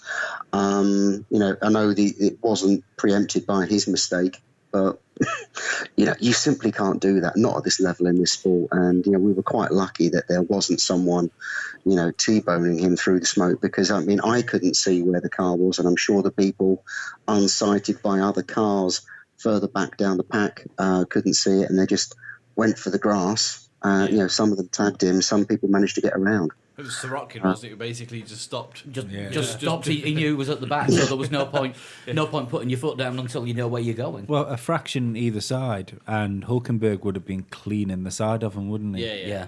Exactly. We did get a message from a listener yesterday saying, "What's the point in giving him a 3-place grid penalty? It only gives him 3 more cars to hit when he's trying to force his way through." It does essentially stick him slap bang in the danger zone, doesn't it? Yeah, maybe it's not the solution, but he's been given points, and he's been given a grid penalty. So I mean, I think that I'm satisfied with that. I don't feel bitter that maybe something worse should have happened. I think justice has been done, so we can kind of move on from that one really. But it was. I mean, I was waiting for the first lap incident. It just had it written all over it. It's one of those races, mixed conditions, mixed up grid. It was going to happen, so I was watching almost at double speed in my head, and I could see it happening. It was just, I think we're lucky that everyone walked away from that uninjured that day. Yeah. It's a shame for Haas as well, because they do seem to be able to hemorrhage points when they've got a chance of having a really good weekend. It's one of them sticks it in the wall, and the other one has a good race. We've been calling them the binary team for about the last season and a half. Yeah. Yes. Yeah. And again, that's one of the issues that you have when you start to mature as a team and you start to get the results in. Are these the best drivers for the team? What direction do they want to start to sort of go in the future? And I'm sure maybe there are discussions in the team at the moment to work out how they want to tackle 2019 with their driver lineup. We've got our own theories on that, and there will be wild speculation coming up on this, and no doubt future podcasts as well. Oh, of course. It's what we do. Moving on to Renault, the Aerocat is no more, and it's now been christened by Sean the Wonky Pint. Yeah, it looks is. like the shape of the barge board is slightly different as well, and the look to me like they're using the beer advertising just to cover up any changes on there. It is a bit like that. I got to say I was a bit disappointed when they painted it in I at first actually thought it was a cigarette butt. Remember the old sort of cork bottom? It looked like the bottom of that, but yeah, clearly it was alcohol-free beer related, which I think is a positive thing for the sport. Renault are an interesting situation. I think they really should be one of the best of the rest, and they've been a little bit inconsistent, a little bit unlucky with some of the results and some of the sort of the drives that they've had from the team. The car seems to be developing quite nicely. I think they didn't have an awful lot on the car. There were some front wing tweaks, and again, everyone had little barge board tweaks, but they didn't make a huge step on the car in Spain. But they're kind of going in the right direction. They're not going mad, but equally they're not standing still either. And I think probably by the time we come to the end of the year, I think, that coveted 4th place, whoever wins that, I think will utterly deserve it, because they've really had to work, both over the winter that we've just had and, through all of the races of this year. It's a really tough ask for someone to get that finish in. And again, the reliability of that Renault engine is a little suspect. The chassis performance isn't quite there, and again, I think the drivers have sometimes let the team down a little bit as well. So I think more performance and consistency all round is what's needed from those guys at the moment. Is it a discipline thing, do you think, with Renault and their drivers? They appear to be very laid back when it came to Julian Palmer last year. They made a late decision. That was only really when Carlos Sainz became available. That you were saying about the no fist banging going on at Haas. Is it a sort of similar thing with Renault? They concentrate more on the car than the driver performance. Well, I mean, I think, to be honest, I think the driver performance doesn't need too much sort of fist banging. I think they've got two very good drivers there. I think the sort of question mark over how long sort of Carlos will be with the team, obviously because of his ties to Red Bull, I think needs to be resolved, and they've started making noises about that already. So yeah, I think they, I think there maybe just need to be this, like, let's get some points on the board. Let's not, try and be heroes all of the time. Yeah. Across, not just with the drivers, but across the board. I mean, I think that's the thing. They just need to be very consistent in order to seal, the position that they arguably deserve, because they are outperforming lots of the other teams. And if you compare McLaren with the same power unit, with the same fuel at the moment, Renault are that step ahead, and they can't afford to waste too much early in the season, because we know that McLaren will develop, and by the end of the season will have a good car. I think you're right with the consistency there, because the driver, you've got more chance of the two Renault drivers being consistent over the course of a season than what it seems to be with Fernando and Stoffel, because this half a second off Fernando seems to be there all the time. So, at least they've got two drivers. They seem to be two very well matched drivers. I know they've got ever so slightly different driving styles, but in terms of their potential as a great driver, I think they're both fairly equal. They just need the opportunity to kind of show that off, I think.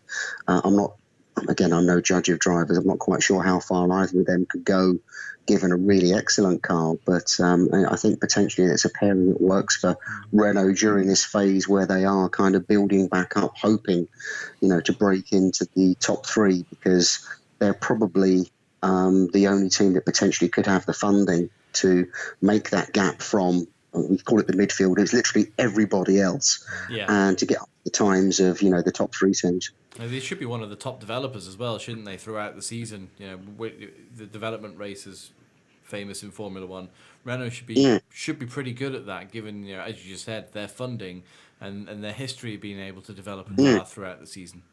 And just the fact that they're a manufacturer as well. Exactly. We expect manufacturers to perform. I mean, they are a little down on their own plans at the minute, because don't forget their sort of grand scheme of things was challenging for podiums this year, challenging for wins next year, challenging for the championship in 2020. And we've yet to see them starting to challenge for the podiums. And the car's not there yet. I think the drivers are capable of it. I don't know. Hulkenberg couldn't buy a podium, it would appear. Still the last Williams driver to get a shenanigan-free pole position. But it would be very hard for anyone to break into podiums this year. It surprised me that that was Verstappen's first podium this year. Kind of sort of brings it home that it's very tight at the top, and equally it's very tight in that midfield. I mean, chatting to everyone over the weekend, it is literally the difference in performance from the last team, whoever that may be on particular one weekend, and the team that are fourth best, is the differentiation is tenths, and it's simply down to what the track offers the cars, how they've got the tyres working. And you can be zero in hero, as we've seen with so many drives this year, like Toro Rosso with that great performance and the points finish, and then the next minute they're nowhere at the next race, and that's what the midfield's like at the moment. And arguably, you could say the top three are as well. I mean, they really are only separated by very small fractions. And whether tyres, what the track looks like, when the safety cars and weird things happen in the race, sometimes literally where they are on the track when it happens is what's deciding races at the moment. So it's incredibly competitive between those two packs this year. It does seem more and more so than other years, like track dependent for every car. No, it is. Yeah, I mean, it is absolutely that. The tyres are quite difficult, so the weather is playing a factor. No, there's no doubt that the Mercedes is a very fast car, and if you could take up every variability, it probably is the quickest car out there, but it doesn't work so well with its tyres. And the weather, in Barcelona was particularly chilly over the Saturday and Sunday, and that allowed Mercedes to come good, with the tyres and the track that they had. I think if we'd had a really hot weekend like we would normally get in Barcelona, I think the race result could have been different again. And again, decisions made under safety cars and virtual safety cars could have changed the race. And you could say that for every race that's happened this year. So it just shows you that the very small differences between all of these cars. Yeah. Before we start talking about the top end of teams, just is a really broad question for you. How are Toro Rosso getting on with developing the car alongside that Honda power unit? I had a long conversation. I sound like I'm name dropping, but actually, I because it's my first Grand Prix I've been to this year, I made a point of trying to catch up as many of the technical directors as I could. So I spoke to James Key, and they're kind of happy with the car. They're happy with the power unit packaging. Obviously, they're happy the way that the power unit is shaping up this year as well, which has been a revelation in as much that it's been generally very good, very reliable. We know it's not up with Ferrari and Mercedes at the moment, but it's not the disaster that has been before.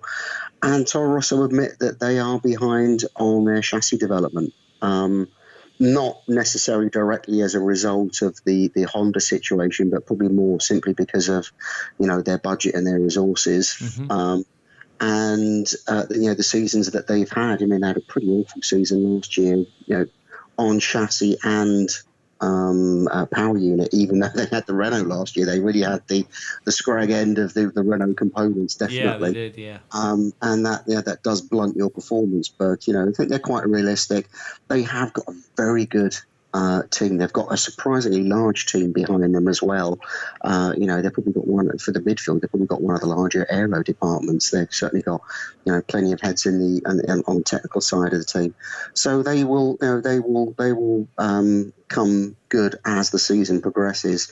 I don't think that they will be one of the teams that potentially could be vying for that fourth position. But equally, they're not going to be a team that will be lacking points. So they'd be kind of middle of the midfield, I think would be a fair result for them this year. And, considering that Honda engine, you would have to say that would be a great result for them.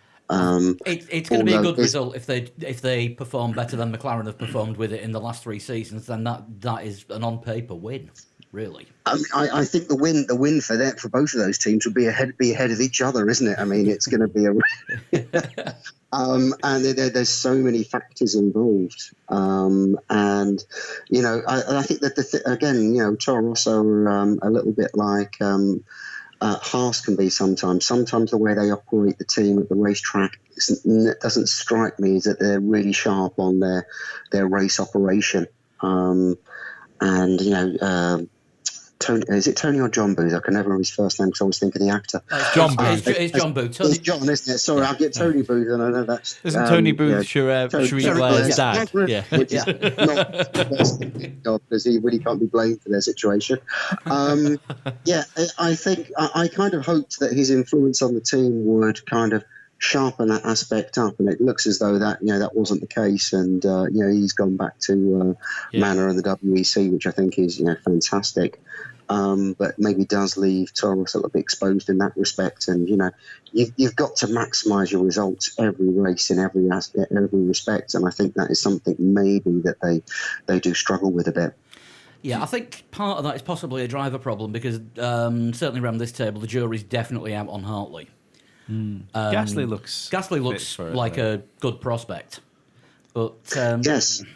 Brendan Hartley, I mean, we've called it the Red Bull Junior Meat Grinder program before, and Brendan Hartley's already been through it once, and he's going through it again at the minute. He's got fabulous hair, though. That's all that matters. All that matters to you, isn't it? I mean, I think sometimes that can be a good and a bad thing. Red Bull, promote lots of very young drivers up to the top category very quickly. And And some of these guys just aren't ready at that stage. It's a huge amount of work beyond just driving a racing car fast to be a Formula One driver. I think often it does kind of get forgotten.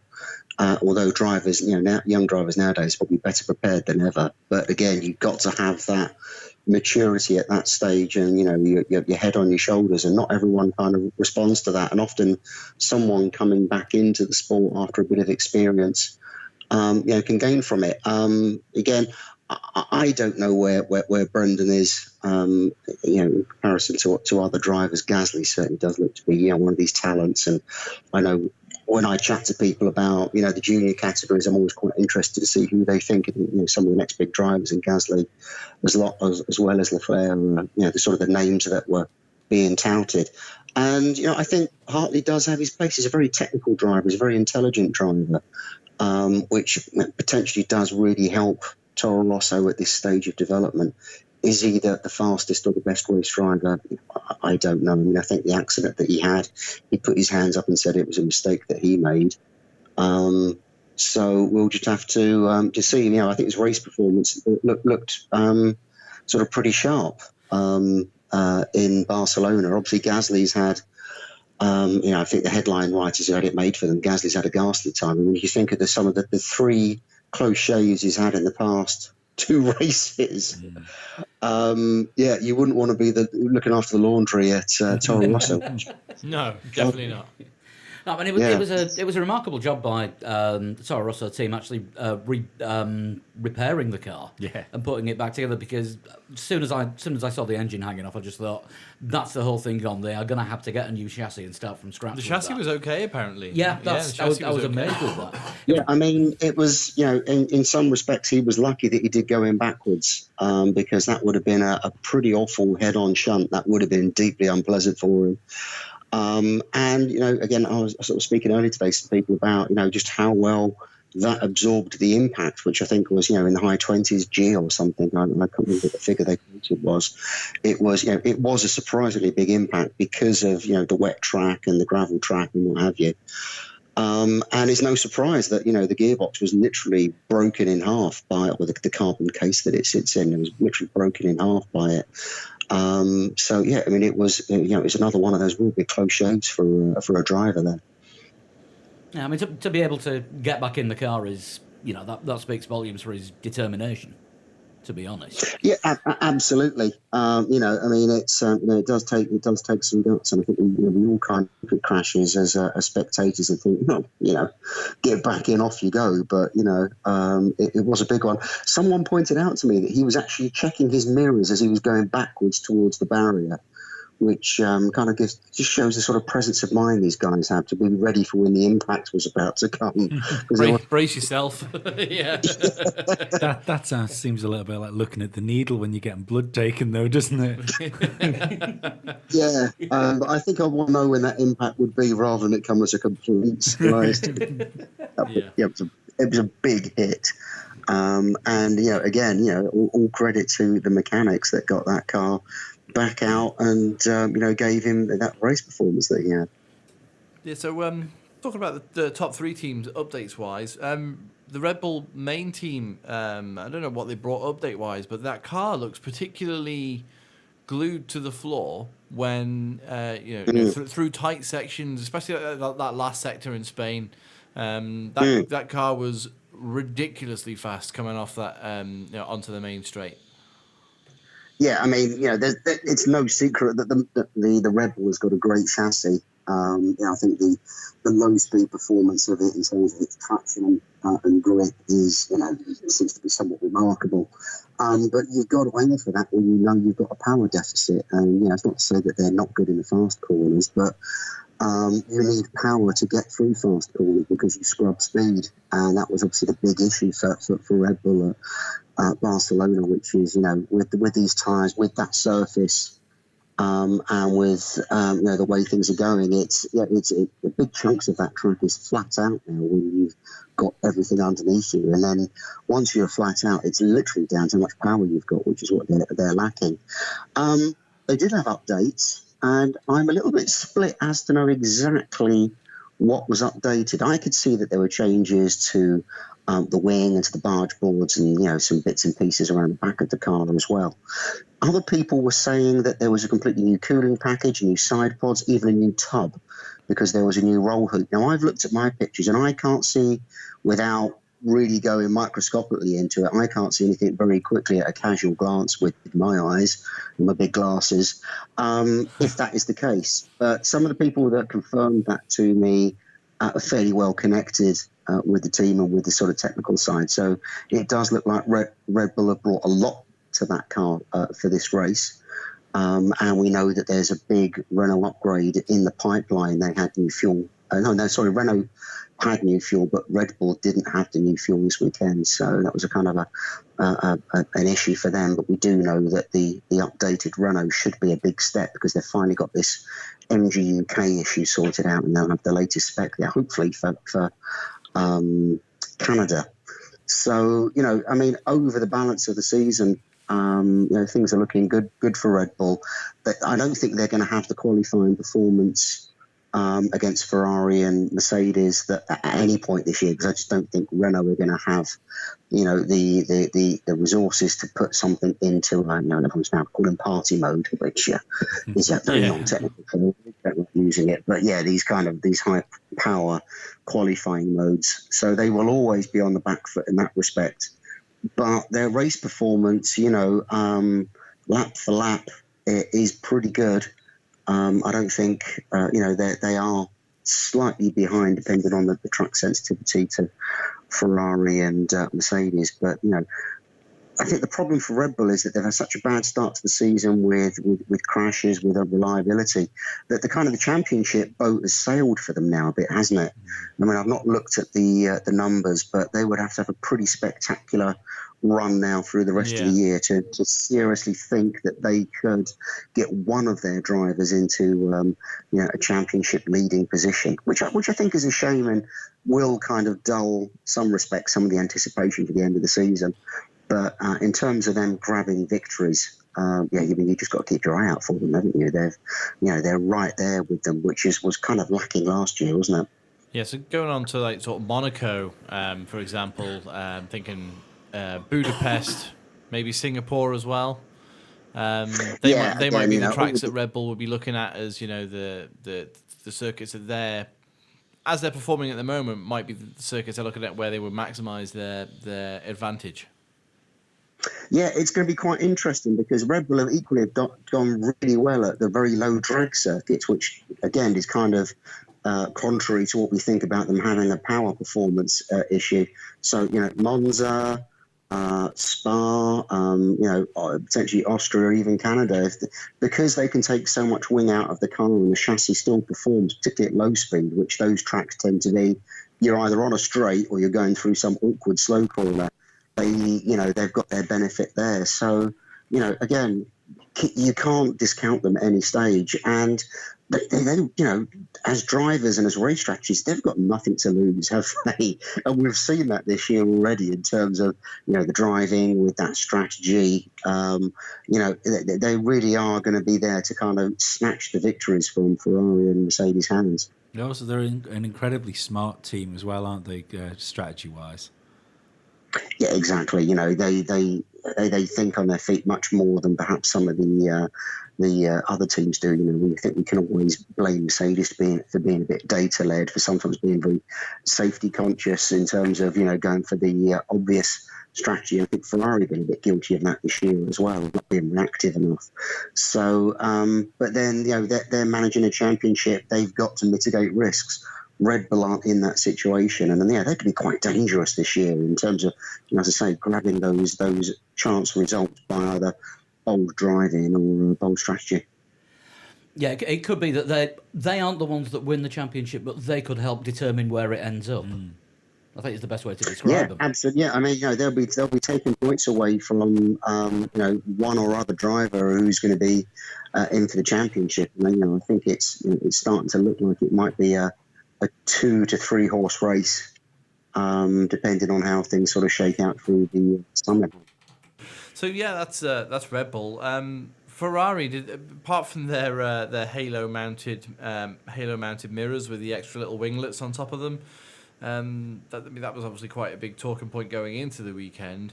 Did they have much in the way of development in terms of aero package? They had quite a big upgrade, actually. I mean, everyone was looking at the mirrors, but pretty much most of the rear aero of that car had changed, and the rear suspension as well, which is quite a big change to have this early in the year. So they had these, we look at the floor in front of the rear tyre, we often have like a whole row of little slots, which has been an increasing sort of trend over the past few years. With these wider floors and with the teams now understanding how these cars are now starting to work with the airflow, people are putting these longitudinal long slots along the floor. McLaren launched with some particularly big ones, and Ferrari have now taken that approach as well.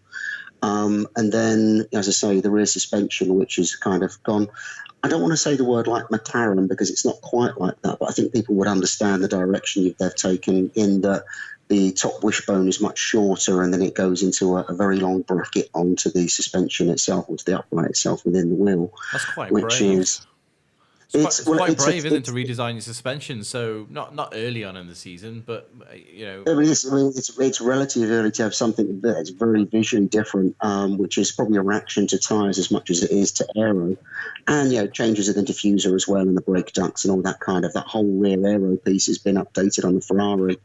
Again, I think they were looking very strong on Friday when the temperatures were up, and I don't think the skimmed tyres that Pirelli bought this weekend, coupled with the lower temperatures on Saturday and Sunday, really played to Ferrari's strengths. So I think, potentially that was a result that kind of got away from them. As we sort of said, it's a very finely balanced year. But I think underneath, that Ferrari is nearly every bit as quick as the Mercedes. But the other issue that we've got is that now Kimi potentially could be on, I don't know if Ferrari have announced what happened to his engine in the race, but he could potentially be on his third engine already. Yeah. Which kind of drops him out of championship contention, and also raises concerns for Ferrari's ability to maintain a championship push if they do have some reliability problems kind of floating around there. So that's something that we really need to keep an eye on. And Mercedes were quite clear, talking to everyone, it's like, we may be a little bit down on power compared with Ferrari in race or in quali, but we know that we've got, a 3-engine season power unit in the back of the car, that we won't have to take any penalties or get any reliability problems. And that certainly seems to be borne out by Mercedes' reticence to kind of crank the power unit up during points in the race and in qualifying. I think underneath that is probably a more powerful engine than the Ferrari, but they're just not turning it up in order to maintain reliability. And I think perhaps Ferrari have pushed their power unit a bit harder and have risked some reliability to get this performance. Yeah, I mean, for Kimi to lose 2 power units over the course of a weekend there's got to be questions about how hard are they running it, and have they, did they peak with it?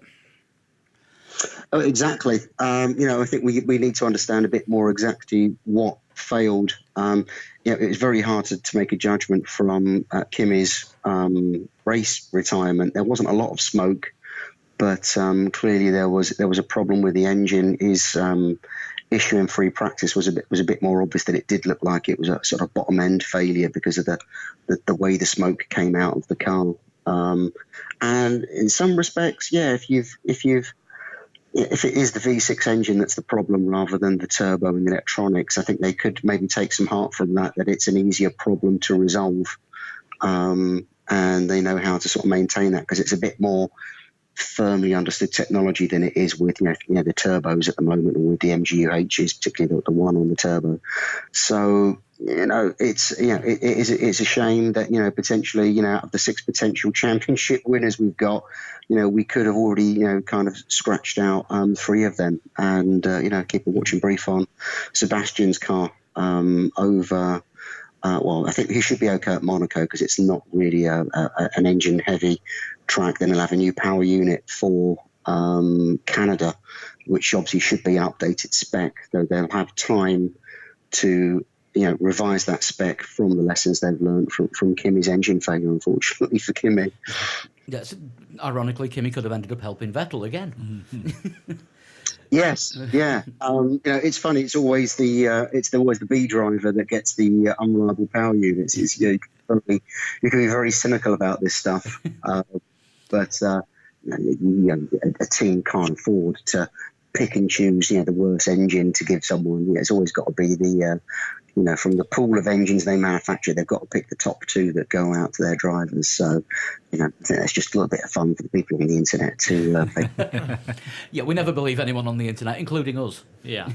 There's that second engine, though, always goes to Mark Webber, Jolyon Palmer. It's never gone to Sebastian Vettel or Hulkenberg. It's strange, isn't it? I mean, as much as you would think that these, with the tolerances these engines are made to, the way they're tested, that, if you had a failure on one car, the second car should fail that instant at the same time. But you just wonder what other external factors, I think Kimi's practice breakdown came not long after he went across the track. Was that a factor? Was it that the car got a thump from the bottom and it's just upset the bottom end or something? Yeah, if they were both to drive the car identically to the same line with exactly the same settings, then they'd go at the same time. Otherwise, it's pure dumb luck. Funny enough, I was only thinking. Sorry, go on. All 6 Renault engines failing on the same lap. That's going to happen in France. No, I was only thinking that over the weekend that it was a 90s thing, wasn't it? Whenever a car would break down, you'd instantly look at the teammate. Yeah, certainly used to be like that. While we're on Ferrari, there was one thing that I noticed after Vettel's pit stop. James Allison was very, very interested in the tyres that had come off Vettel's car, to the extent that he was practically following them into the Ferrari garage. I don't know if anybody else saw this. I was distracted and I saw the end of that clip. Was that James Allison? I didn't recognise from behind. Yes. Yeah, I mean, I thought that was kind of pushing his luck, to be honest. I mean, if I went up and trying to look at tyres like that, even in the pit lane, you'd get lots of very grumpy mechanics. And you've never been let go by Ferrari. He has. Exactly. Yeah, I mean, it just goes to show how influential tyres are on this year's championship, especially at this early stage as everyone's trying to understand them. Obviously Barcelona threw up this new surface, which we'll also see at France and Silverstone, which will also have these skimmed tyres. And just generally, the tyres aren't behaving exactly as, perhaps all of us that have watched motor racing for a long time maybe just think the natural, manner of tyres. If it's a soft compound, you run it in colder conditions. If it's a harder compound, you can run it in hotter conditions. But it doesn't actually work that way. The operating range of the tyres, in terms of the maximum and the minimum that they work at, it is very different. How each of the top 3 teams put energy into their tyre is very different as well. And it's the thing that's making this such a finely balanced championship so far. I mean, the new track surfaces at Silverstone, Barcelona and France, this is all the MotoGP spec tarmac that Dorna have actually demanded for all their circuits, which I think there's only a circuit of the Americas that hasn't gone for. They just diamond ground the existing surface down. That's right, yes. Yeah, it's it's interesting. I had a chance to go on a step on it and have a good look at it. And if you walk out of your house now and go and look at the tarmac on the road outside, it's probably very gnarly. It's kind of remember where we live. We've got the TT course about half a mile away. But the tarmac that they're putting to these things, it's almost like it's been super compacted, and it's almost looks like a solid. It looks much more like black rubber with a bit of texture to it than it does tarmac. It's very slick. There's not much what they call macro granularity. So you've not got many holes in the surface where the stones are, and equally the stones themselves are very smooth as well. And that, along with it having what looks like a very high tar level. I mean, I'm no expert, but it looks very black. Looks like it's almost completely full of tar. And it didn't release the rain very quickly over the weekend. When you watch some of the support races after the rain, it heats up and cools down very quickly. And again, with this very changeable weather we had in Barcelona, made life very difficult. And a lot of the drivers were saying that it's so smooth that they're getting very little feel from the car as they go through corners. And that's another factor that's going to make the drivers struggle a bit. And then when you are sliding, obviously it still creates the heat in the tyre. That was the big problem during testing that led to the Pirelli specifying these shaped tyres.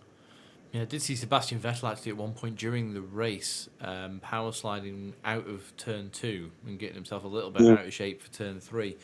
But I mean, it's power slides again, something we haven't really seen since like 90s, early 2000s. What kind of upgrades did you see on the Mercedes car? Finally, looking at when we're talking about the teams, I noticed something. I don't know if it's new, but the rear wing end plates looked different than they did earlier on in the season. It could have just been the way I was looking at them. Different angle. I had a good look around the car. There was very little I could see that was changed. The rear wing end plate, always, particularly when it goes down and mounts to the diffuser, is very complicated, like everything on the Mercedes. But actually, looking really close, there was very little I could see that had changed, which was quite a surprise. Because remember last year they brought what we could almost argue was a B-spec car. Literally every aero surface was utterly different to what had gone before. Yeah. But all there was a little copy of the Sauber vane on the top front wishbone just inside the tyre, which is, a fairly inconsequential upgrade in the grand scheme of things. So, so Mercedes surprisingly subdued in that respect, although they have brought bits to most races, because that's the way a lot of the better funded teams will do that now, unless they will actually find a big direction change, which is increasingly hard now. We've had a year and a half almost of these regulations, that they aren't going to just be bringing lots of little bits and pieces for the majority of races. Plus, for Canada, they will have a low aero, low drag package, as everyone will do. So we've got to ask, what do you think to the new 2019 regulations that we've not got the full confirmation on them yet, but is it fixing a problem that isn't really there? Because I think they were brought in as a bit of a knee-jerk reaction to Australia, which is never an overtakey circuit anyway. Over Turkey? No. I'm still on my tea. Yeah, it's never a big circuit for overtaking anyway. And it's like, there wasn't enough overtakes in Australia. We'll have to do something about that. So are they correcting things for one race and making things harder for the other 20? I'd point out that the only clean race really we've had without loads of shenanigans going on was Spain, and Spain was pretty boring. So I think the Australia problem's still there. Yeah. Yeah, I mean, when they introduced the regulations in 2017, after about a good 2 years of discussion, which was, the 2017 regs were all about making the cars quick, but not about overtaking. So we know there's a problem, because the direction they've taken for 2017 hindered overtaking. And I think last year, kind of proved it. Barcelona certainly proved it. You couldn't get within 1.2 seconds of someone and then progress from there, which even made it hard just to even get into DRS range, let alone to mount some kind of overtake. So there is an inherent problem with these cars at the moment with overtaking. I think the rush to get the regulations in probably was knee-jerk. I think that's fair to say, but that's not to say that it wasn't the right decision. I think they maybe just should have thought about this a couple of years ago. And everyone was saying, this isn't good. You've done nothing with the front wing. So there's a range of regulations, isn't there? And they've all kind of come in lots of different packages. So we've had this 5 kilograms of race fuel, which I think is, completely inconsequential. Because you've still only got 3 engines. If you can't run that engine for fear of reliability, then 5 kilos of fuel is not going to make no difference. And half the time, they don't fill the cars up fully with fuel anyway. So once the car's left the garage before the race, the fuel cap is locked down, and what you've got on board is what you've got. And if you didn't get the safety car you were expecting, you're going to lift and coast. So it's It's not an answer. There was a couple of changes for marketing reasons, which is closing off those holes in the rear wing end plates and lowering the barge boards around the side of the car so that you can put more sponsors on. I think my argument would be the money that you're going to spend redesigning those parts to try and claw back the performance will probably be offset by any extra sponsorship that you gain from putting a sticker over them. So that, unless it's a McLaren, then it'll just be another place for a Kimoa logo. Yeah. Yes, yeah, it'll just cost them more in orange paint. So they are not that important. I think the change for the driver weight and the car weight is a positive thing that's kind of been overdue for many years. So what you'll have now is you'll have a minimum weight for the car, and then you'll have a minimum weight for the driver and their seat with ballast. So the heavier drivers aren't unduly penalised by being able to place ballast in other areas of the car. You can't. Nobody can see this, but Lee is celebrating the fact that he might get a chance to drive a car. I still won't fit in only if you're under 80 kilograms. Which leg would that have to be? Well, you can drive the car on one leg, so that's fine. No, that's not a problem. Have a shave, take your glasses off. Exactly. So I think that's a good rule. Then we come to these kind of late announced aero rules. This is the interesting thing for me, the flattening out of the wings to sort of get rid of the wash, isn't it? Yeah, so I'm kind of quietly optimistic about these, but they are only half a fix, which, bearing in mind the speed in which they've been introduced, you can kind of understand. But I think we didn't want to run for another, 3 years to 2021 with the current aero reg, so it had to get pushed through. So what you've got now is the front wing will be ever so slightly wide, about 5 centimetres each side. So it won't be as wide as they were back in 2009, but a bit wider than we've got. They'll be a little bit higher as well, so you've got a bit more height to play with. But at the moment, surface. if you so you've got two big restrictions on the aero for the front wing. First of all is if you look at the wing itself, you still have that middle bit that is fixed by the rules, but the outer span, what we call the wing, at the moment, I think if you counted Red Bull or McLaren or any of the teams, how many overlapping surfaces they have as you get out towards the end plate, you're probably into the 15s easily. So what you will have now is there'll be none of those winglets, none of those extra flappy bits all over. You'll just have 5 elements that you can have on the front wing, and they can't overlap. So you couldn't have like a 3-element wing with a little 2-element winglet over the top of it. That's going to be literally going back to the old school 5 elements, all in line as a cascade wing. And that's really going to simplify the aero. Now, they can still play with the profile of them, and that will still become really influential, but it really does take away a huge amount of the development that they have to put into all of those little extra sort of twiddly bits. All you can really do now is just work with the neck shape of the wing. So that will help, it will particularly help the poorer teams, because that's money that they just don't have to spend. So they've only really got kind of 5 elements to play with now.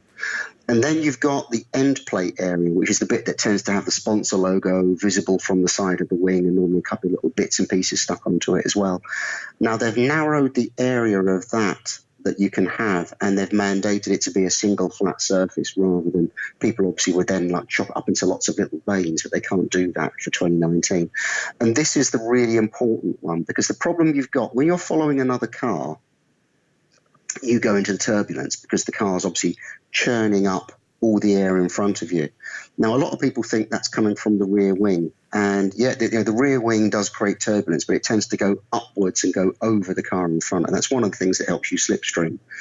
But what's happened since 2009 when they widened the wings is everyone's now chucking all of the air from the wing outside of the car to try and manage the front tyre wake and a few other sort of aero factors like that.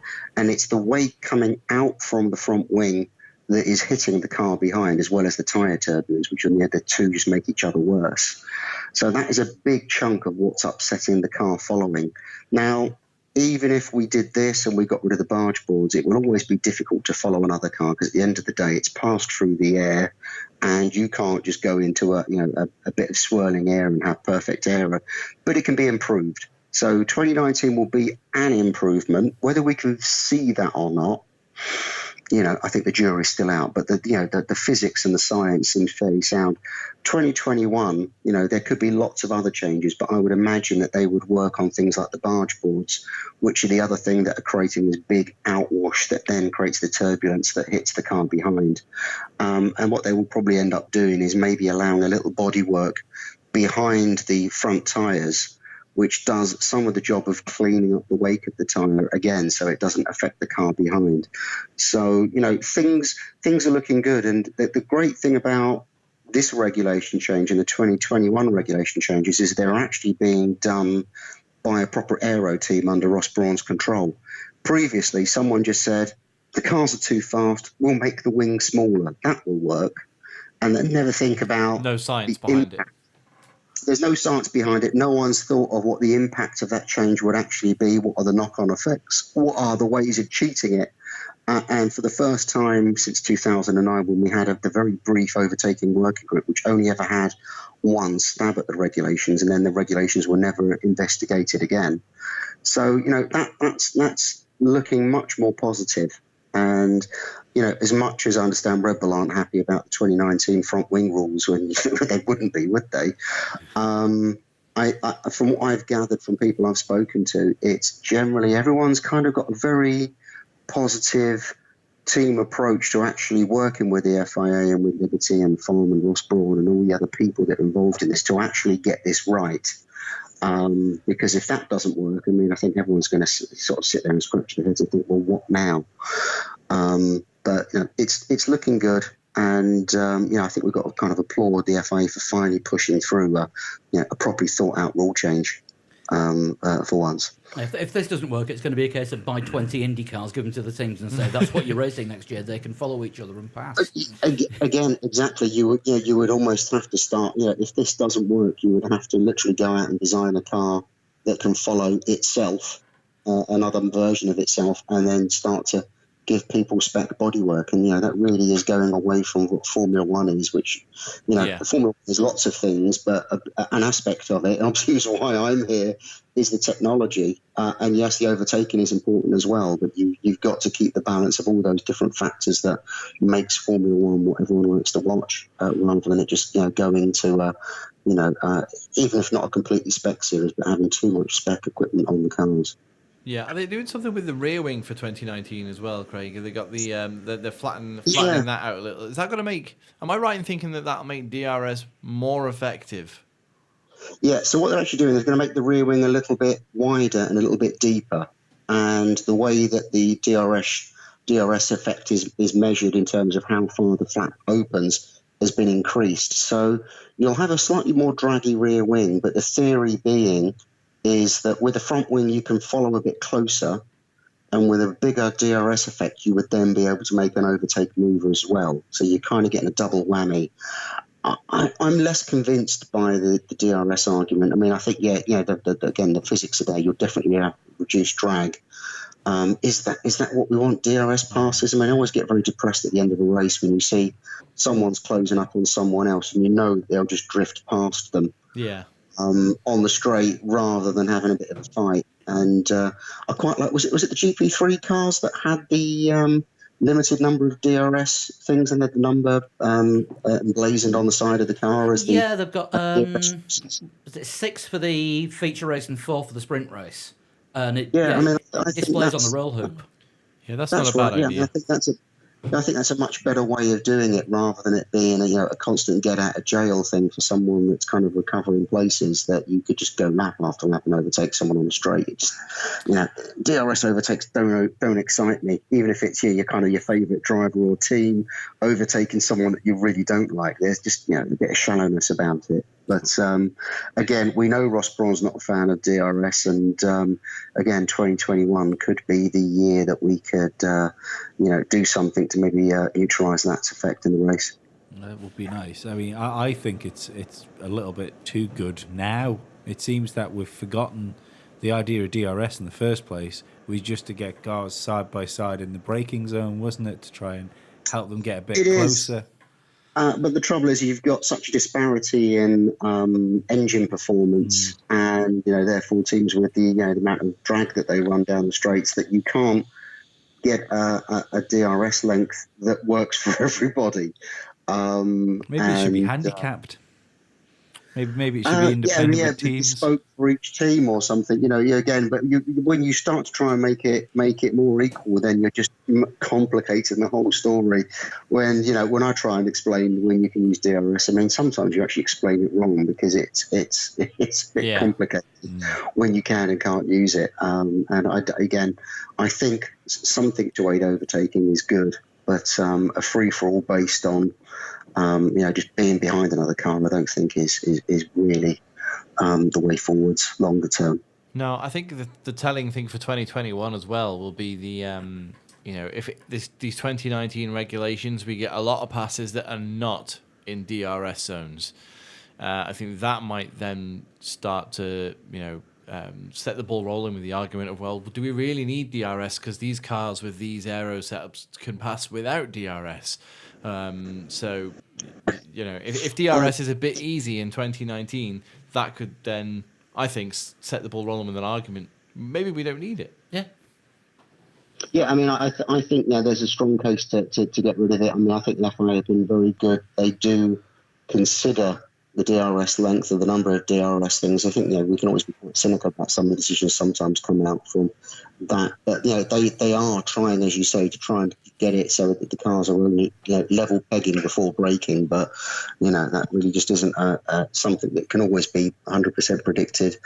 And again, if these regulations for 2019 work, it will embolden Ross Brawn's design team to think about what more could they do, how much further could they go with the regulations for 2021, because obviously they've got a lot of wind tunnel time, a lot of CFD time, and a lot of support from the teams between now and then to actually get a really good package of regulations out there for that season. And the only question then remains is the power unit and who's going to be making them. But that still seems to be very vague. There seems to be maybe a slightly hardening of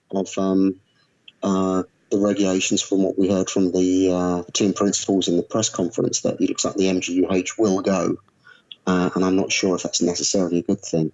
But no one can ever agree on what a good power unit for a Formula One car is. It depends who's making the winning one. Yeah. They'll say it's that one. Yeah. But nobody else can have it. Well, yeah. Again, in 2021, we'll have to last us for a good 10 years, and that's into 2030. Now, look at how the road car industry is changing. I'm trying to harp on about road relevance, but in a few years, how much will society and companies want to be burning fuel just for and that kind of. Sorry, Craig, you're breaking up there. Am I? Yeah. Am I? Because I'm not talking. I'm talking about not using petrol engines. You were just breaking up completely. All right, okay, that's strange. All right, well, probably my daughter must be upstairs recording on YouTube or something. So I think the sport needs to think about the power unit that it'll have, going forward from 2030 onwards as well, because we can't be having petrol guzzling engines, and as I said, it's not about road relevance, it's about sort of social responsibility. We just simply can't go around burning resources, and that equally with the manufacturing and the construction of the car as well. Maybe that needs to come in for some review as well. I mean, a lot of people are talking about the weight of the cars, the length of the cars, some of the technology that's on them as well. Maybe we need to be rethinking wider things as well as just aero and power units sort of going forwards to make Formula One, acceptable to the wider public. That is, yeah. I think that's probably that's the best way to look at it. Just make it road relevant and as ecological as possible. I think it's the point we can all agree on as well, isn't it? To be honest with you, if only you could get everyone in Formula One to actually agree on it as well. Getting everyone in Formula One to agree on anything is a nightmare. Yeah, I mean, with the Formula One, we I think is lacking a bit of direction and a bit of hard pushing sometimes over the past few years. And Liberty sometimes feel that they're able to do that, and then other times that they're not. But I think there is definitely still a case for Formula One to be kind of led by someone that's really kind of got a vision for it. And you kind of that's probably one of the things that's really paying off for Formula E at the moment, that there is someone pushing. They've got an agenda, whether you agree with it or not. I mean, it's completely irrelevant, whether you even like the sport, but someone's got a vision and they're going that direction. And you see lots of other motorsport categories that aren't finding a path, and there isn't someone there guiding them. Jean Todt really hasn't been that FIA leader that has taken F1 as their personal sort of crusade and has directed it. He's kind of left it, and I think maybe there is someone that does need to be a commissioner of F1 to push it in one particular direction, as arguably does WEC and other categories of motorsport. It just seems a little bit directionless at the moment, and not quite sure who should be making the decisions and what the direction is. Stick Ross Brawn in charge of everything. That'll sort it all out. The problem you have is that you've got people like Jean Todt, Ross Brawn, and all great respect to all of them, but they're not getting any younger, and it's the younger audience that we need to be bringing in. And I think it's one of the things Liberty has realised is that it's not all about TV, and it's certainly not about pay TV. It's about getting content out there and finding other ways to bring your money in, because that's the way it is nowadays. And if they don't engage the future generations, the people that are watching it now that are younger, the people that will be watching it in 10, 20 years.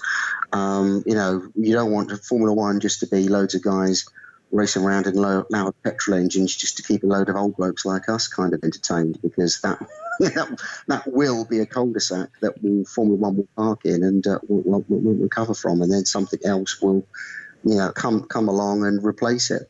Yep, dinosaurs will die, as the saying goes. So when are we doing our first holographic show then, just to show we can move with the times?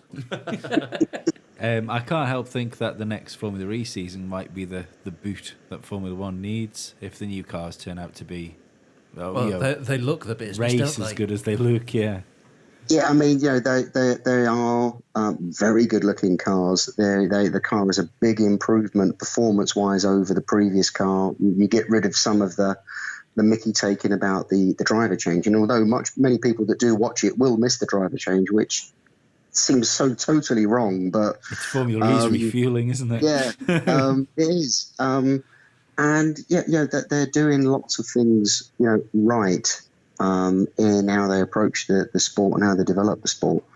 And I'm sure Liberty, you have got, lots of people involved in Liberty have got some interest in Formula E financially and commercially as well. So, maybe some of that will come across. And again, I'm sure it's not lost on the people that are thinking about 2021 as well. So, maybe it is the thing that's needed to give F1 a kick up the backside and move things on a little bit. And hopefully it could do something with some of the other categories in racing as well. Again, I talk about the WEC, which potentially could be one of the best categories out. Kind of never quite grabs the wider public's attention, as does things like World Rallycross and the World Rally Championship, which are fantastic visual sports on the TV, on the web, but they don't have someone kind of crusading for them and kind of getting them out there in front of people's eyeballs. What's the talk of the new WEC rules for, is it 2020, 2021? And McLaren turned around saying they might be tempted to join because of the new rules. Yeah, I mean, I think again, WEC and the Premier class, whichever it might be called, kind of goes through cycles of being a prototype or being a production-based thing. And I think that the word now seems to be is that it will be a more production-based championship. So it will be McLaren Senna's racing against LaFerraris and any company that can kind of get some money together and strap a carbon fibre chassis bodywork and potentially a hybrid power unit. Who doesn't want to see that? Everyone wants to see that, don't they? Yes. The formula is there, but if you can remember back, I can't remember how many years ago it was when they had that kind of weird silhouette Mercedes and Porsche racing against each other. And okay, I think it was just after McLaren had raced the F1, didn't they? The GTR. And then all of a sudden the big guns came out with these, well, you can buy this car for £1 million, and you couldn't even drive it on the road.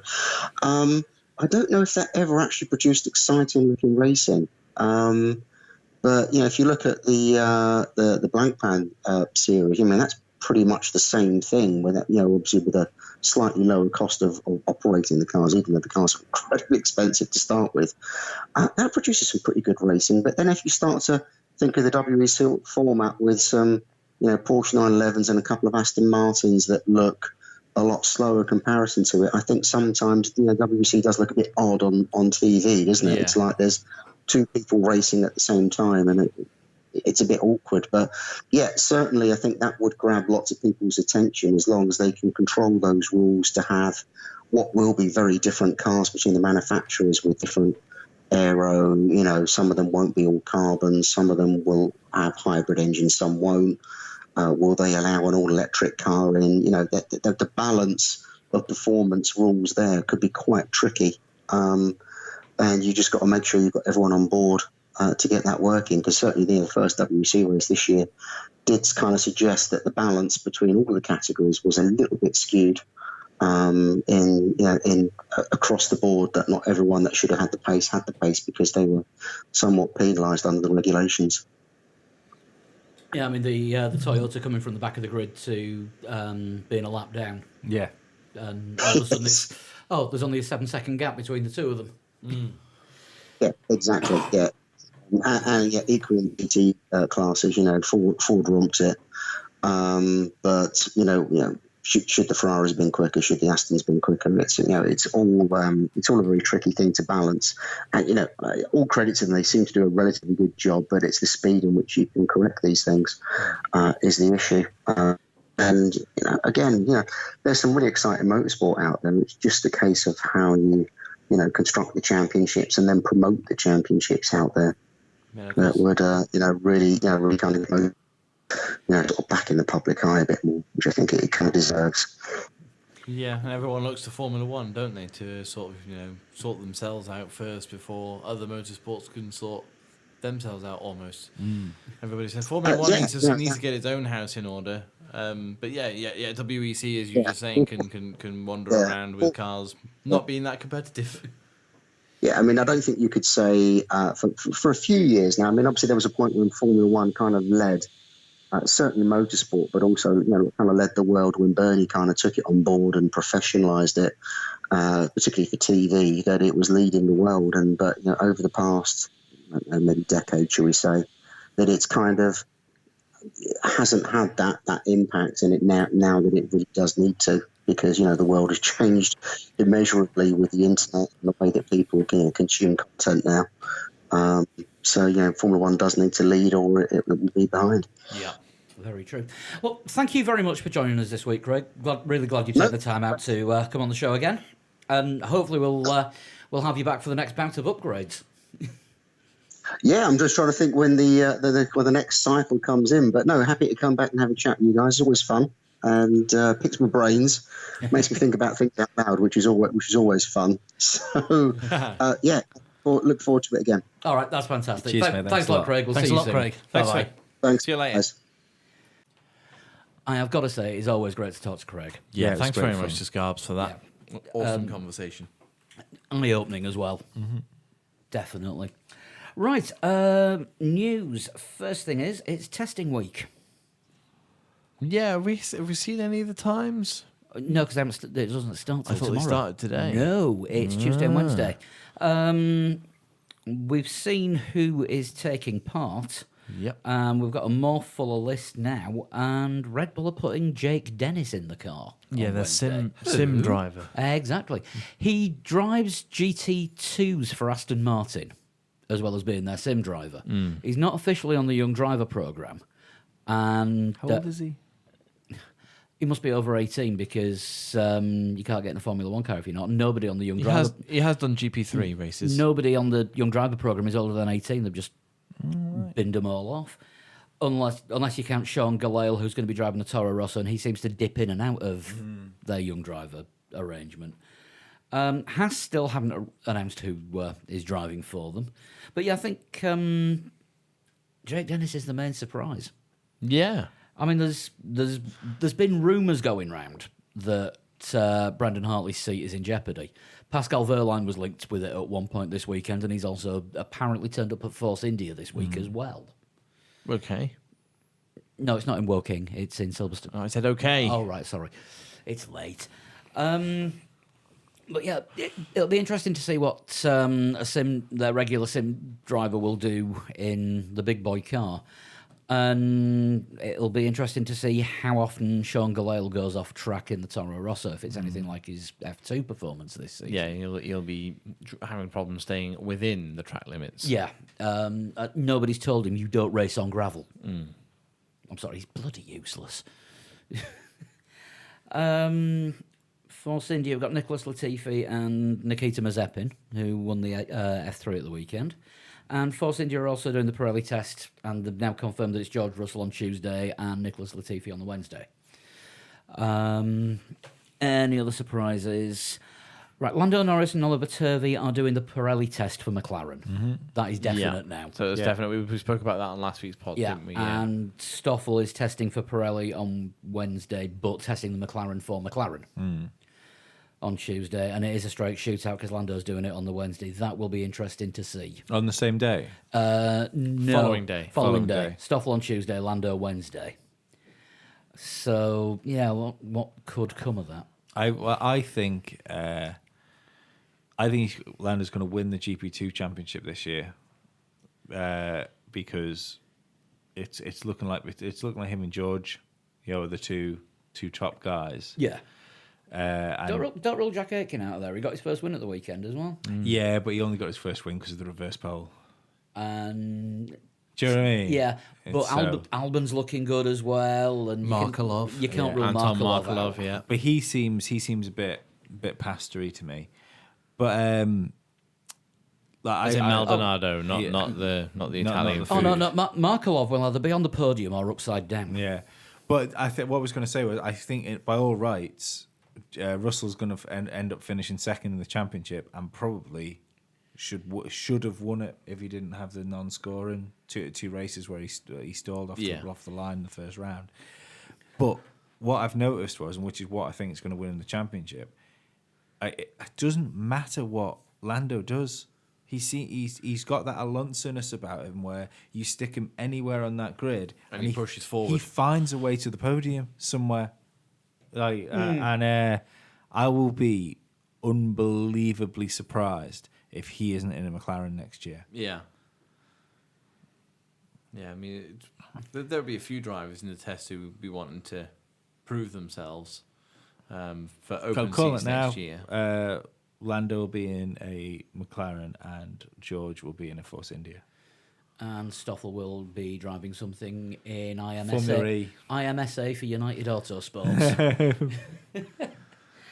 Actually, if they don't stick Charles Leclerc... Oh, no. I'll tell you where Stoffel will be next year. He could be in Haas. No. He could be driving a McLaren Andretti in IndyCar. He could be driving a McLaren.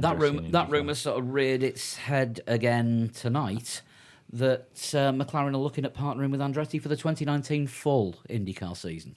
But McLaren have declined to comment about this.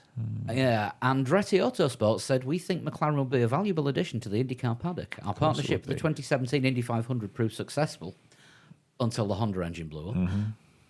And we would welcome the opportunity to work with them again. As for any of McLaren's 2019 plans, that is a question best directed to McLaren. McLaren are refusing to confirm or deny that they're looking at it. It won't be Stoffel. Could you run an IndyCar season and a Formula One season? Do they clash? Oh, constantly. Constantly. Yeah.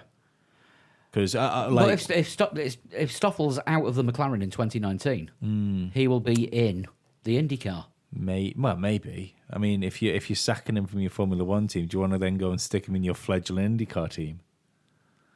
If he's got a contract, you got to do something with him while you're paying him. Unless, of course, it's Alonso that moves to IndyCar full time, and then Stoffel becomes the lead driver for McLaren, and you have some kind of breakdown. I think Alonso will still be in Formula One next year because McLaren is on the upturn, it would appear, and I don't think Alonso will leave a team when it seems to be coming together for them. I think he'd be an idiot now to leave. No, he'll only ever leave a team 2 years or 6 months after a gate. Yeah. IndyGate. There we go. Or just before they become world champions. Yeah, that'd do it. But barring some sort of thunderstrike, he's going to win Le Mans this year because like Toyota are going to put all their eggs in the Alonso car to win that race. Oh yeah. So that means he has to do Indy next year. Yeah. So, I mean, obviously he could just come in as a wild card again, couldn't he? Well, if they've got a team, he could just jump into the car and swap with somebody who's got an F1 super license like Stoffel, and they just swap seats for the weekend. Yeah. Yeah, maybe Stoffel will be the one peeing in Alonso's seat in Monaco. Yeah, possibly. Yeah. When you think about it like that, do you want to open that laptop and should we do something totally unshunty? Let's do it. Seeing as we're recording this at 10 past midnight, I think we can dispense with the theme tune tonight, can't we? No theme tune. Don't need a theme tune. So this week's total shunt. What we probably should do is record an actual jingle total shunt. Yeah. Where's the fun in that? Because Let's do it so we can have some sleep. Yeah, let's do it. Yeah, let's just right. So who sent this week's in? This is from Mac Attack. Mac Attack. Yeah. He is Okay. again, just like last week, jumped the queue. The first one that you came to. Because it's late. A quick fire total shunt. I was born yes, Yes, good start. 1971. 40 something. Yeah, you're good at me. Isn't that what happened last week? I do hope not. Carry on. Carry on. No, I don't think I did. I've won 6 world championships. Okay. As a teenager, I drove midget cars in Australia and New Zealand. Yeah. Yeah. Yeah. Yep. I'd like a guess. So 47 this year. Has won 6 world championships. Mark Webber. He's not quite that old, is he? I don't think he is that old. David Brabham. Might be older than that. I think he just had a hard paper round. You going with David Brabham? David Brabham first guess? David Brabham for the first guess. Yeah. Jackie Stewart was the first to offer me an opportunity in the Formula One ladder. Oh, yeah. No, I was going to say Jan Magnussen, but of course he'd already driven for McLaren. Yeah. We've already had J Mag as well. Mm-hmm. Next one. I first drove a Formula One car at Indianapolis, the first rear-wheeled engined racing car I'd ever driven. Ooh. When was the first US Grand Prix at Indy? Was that 2002? 2002. Oh no, it was It was the 2003. 90s. Was it? Yeah, I think it might have been about 98. I would have said about 2002-ish. No, so I remember it was. Remember it was in the 90s. I'll look it up for definite later, but I'm pretty sure it was about 98. I've competed in the Daytona 24 Hours twice, winning once. Ooh. I'd also like a guess.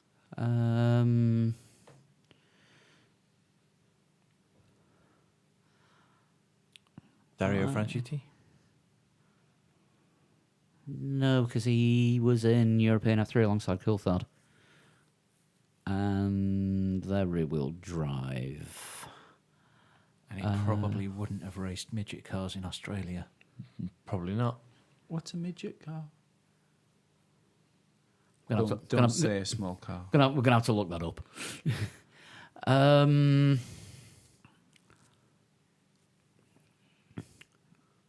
I've got absolutely nothing.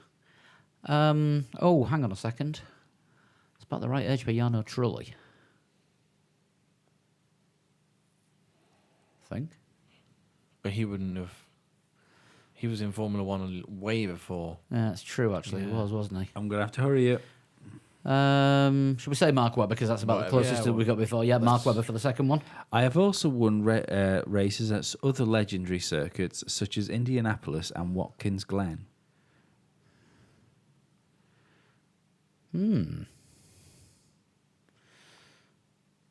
So somebody that's done big things in the US. I think it could be Frank Keaty if he. No. Number 8. Yeah. I am one of only 2 drivers to win 5 races at Indianapolis.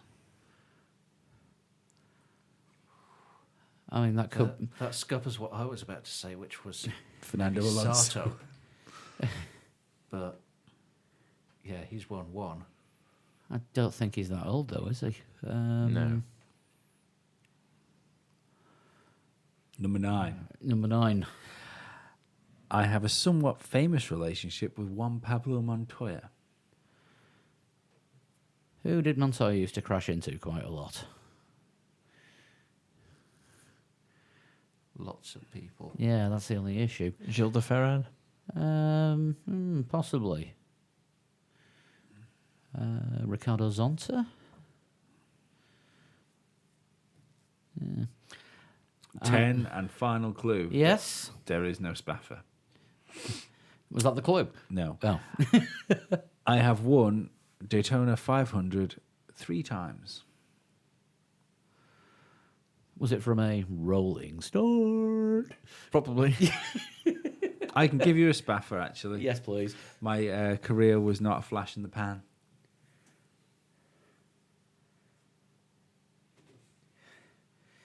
You've been doing bloody cryptic crosswords again, haven't you? Oh yeah, I'm not. To be fair, pretty proud of that. Not a flash in the pan.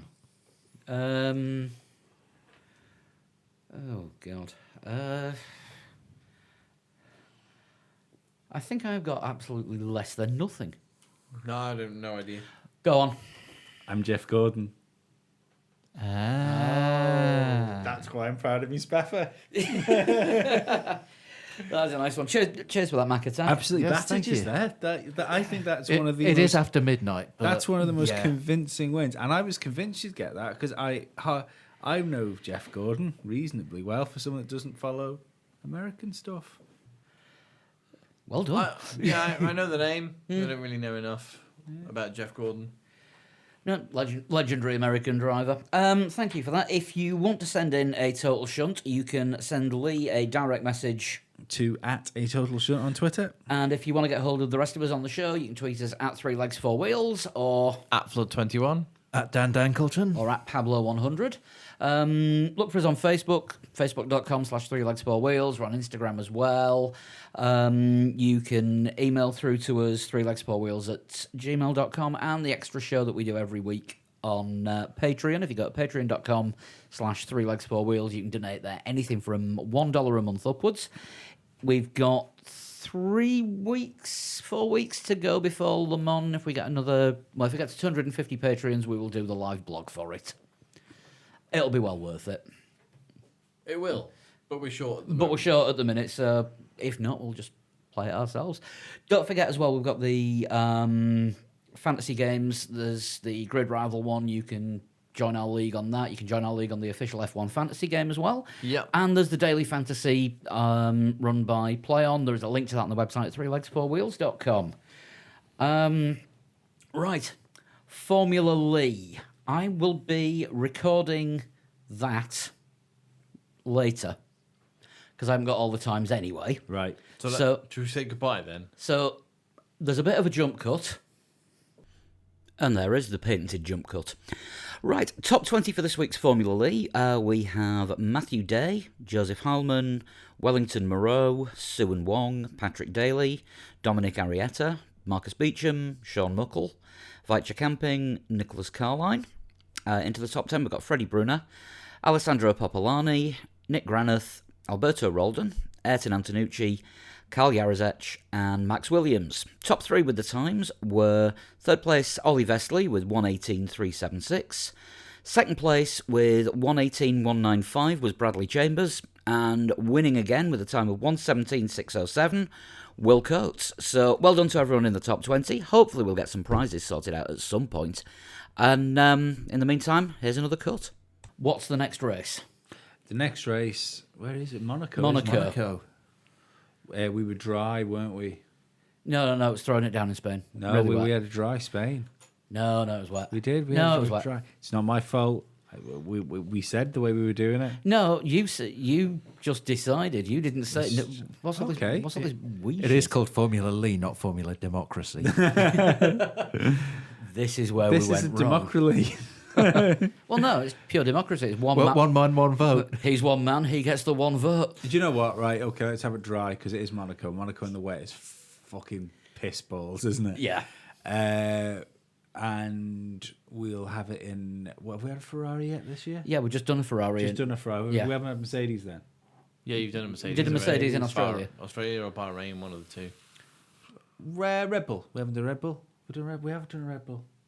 Have we done a Red Bull? Yeah. No, do it in the Red Bull. Do it in a Red Bull. Yeah, I'm trying to give you a good car here. Give me a chance. Yeah, we'll do it in a Red Bull then. So that is Monaco in the dry in a Red Bull, and you have until the 28th, which is the Monday after the race, to get your times into us. You can email those in, or you can tweet them to us as a direct message, or send us a link on PlayStation to Pabstar. Friend request, and then I can pick your times up direct from the game. Right, we'll be back next week. We'll be a lot more conscious and coherent because we won't still be recording at 20 past midnight. All being well, and we've got Monaco to look forward to next week. Yes, Monaco preview next week. Once again, massive thanks to Craig Scarborough for joining us. Yes, thanks so much, Craig. And we'll see you next week. We will Bye indeed. bye. Bye-bye. Thanks Bye. for making us feel like a real outlet.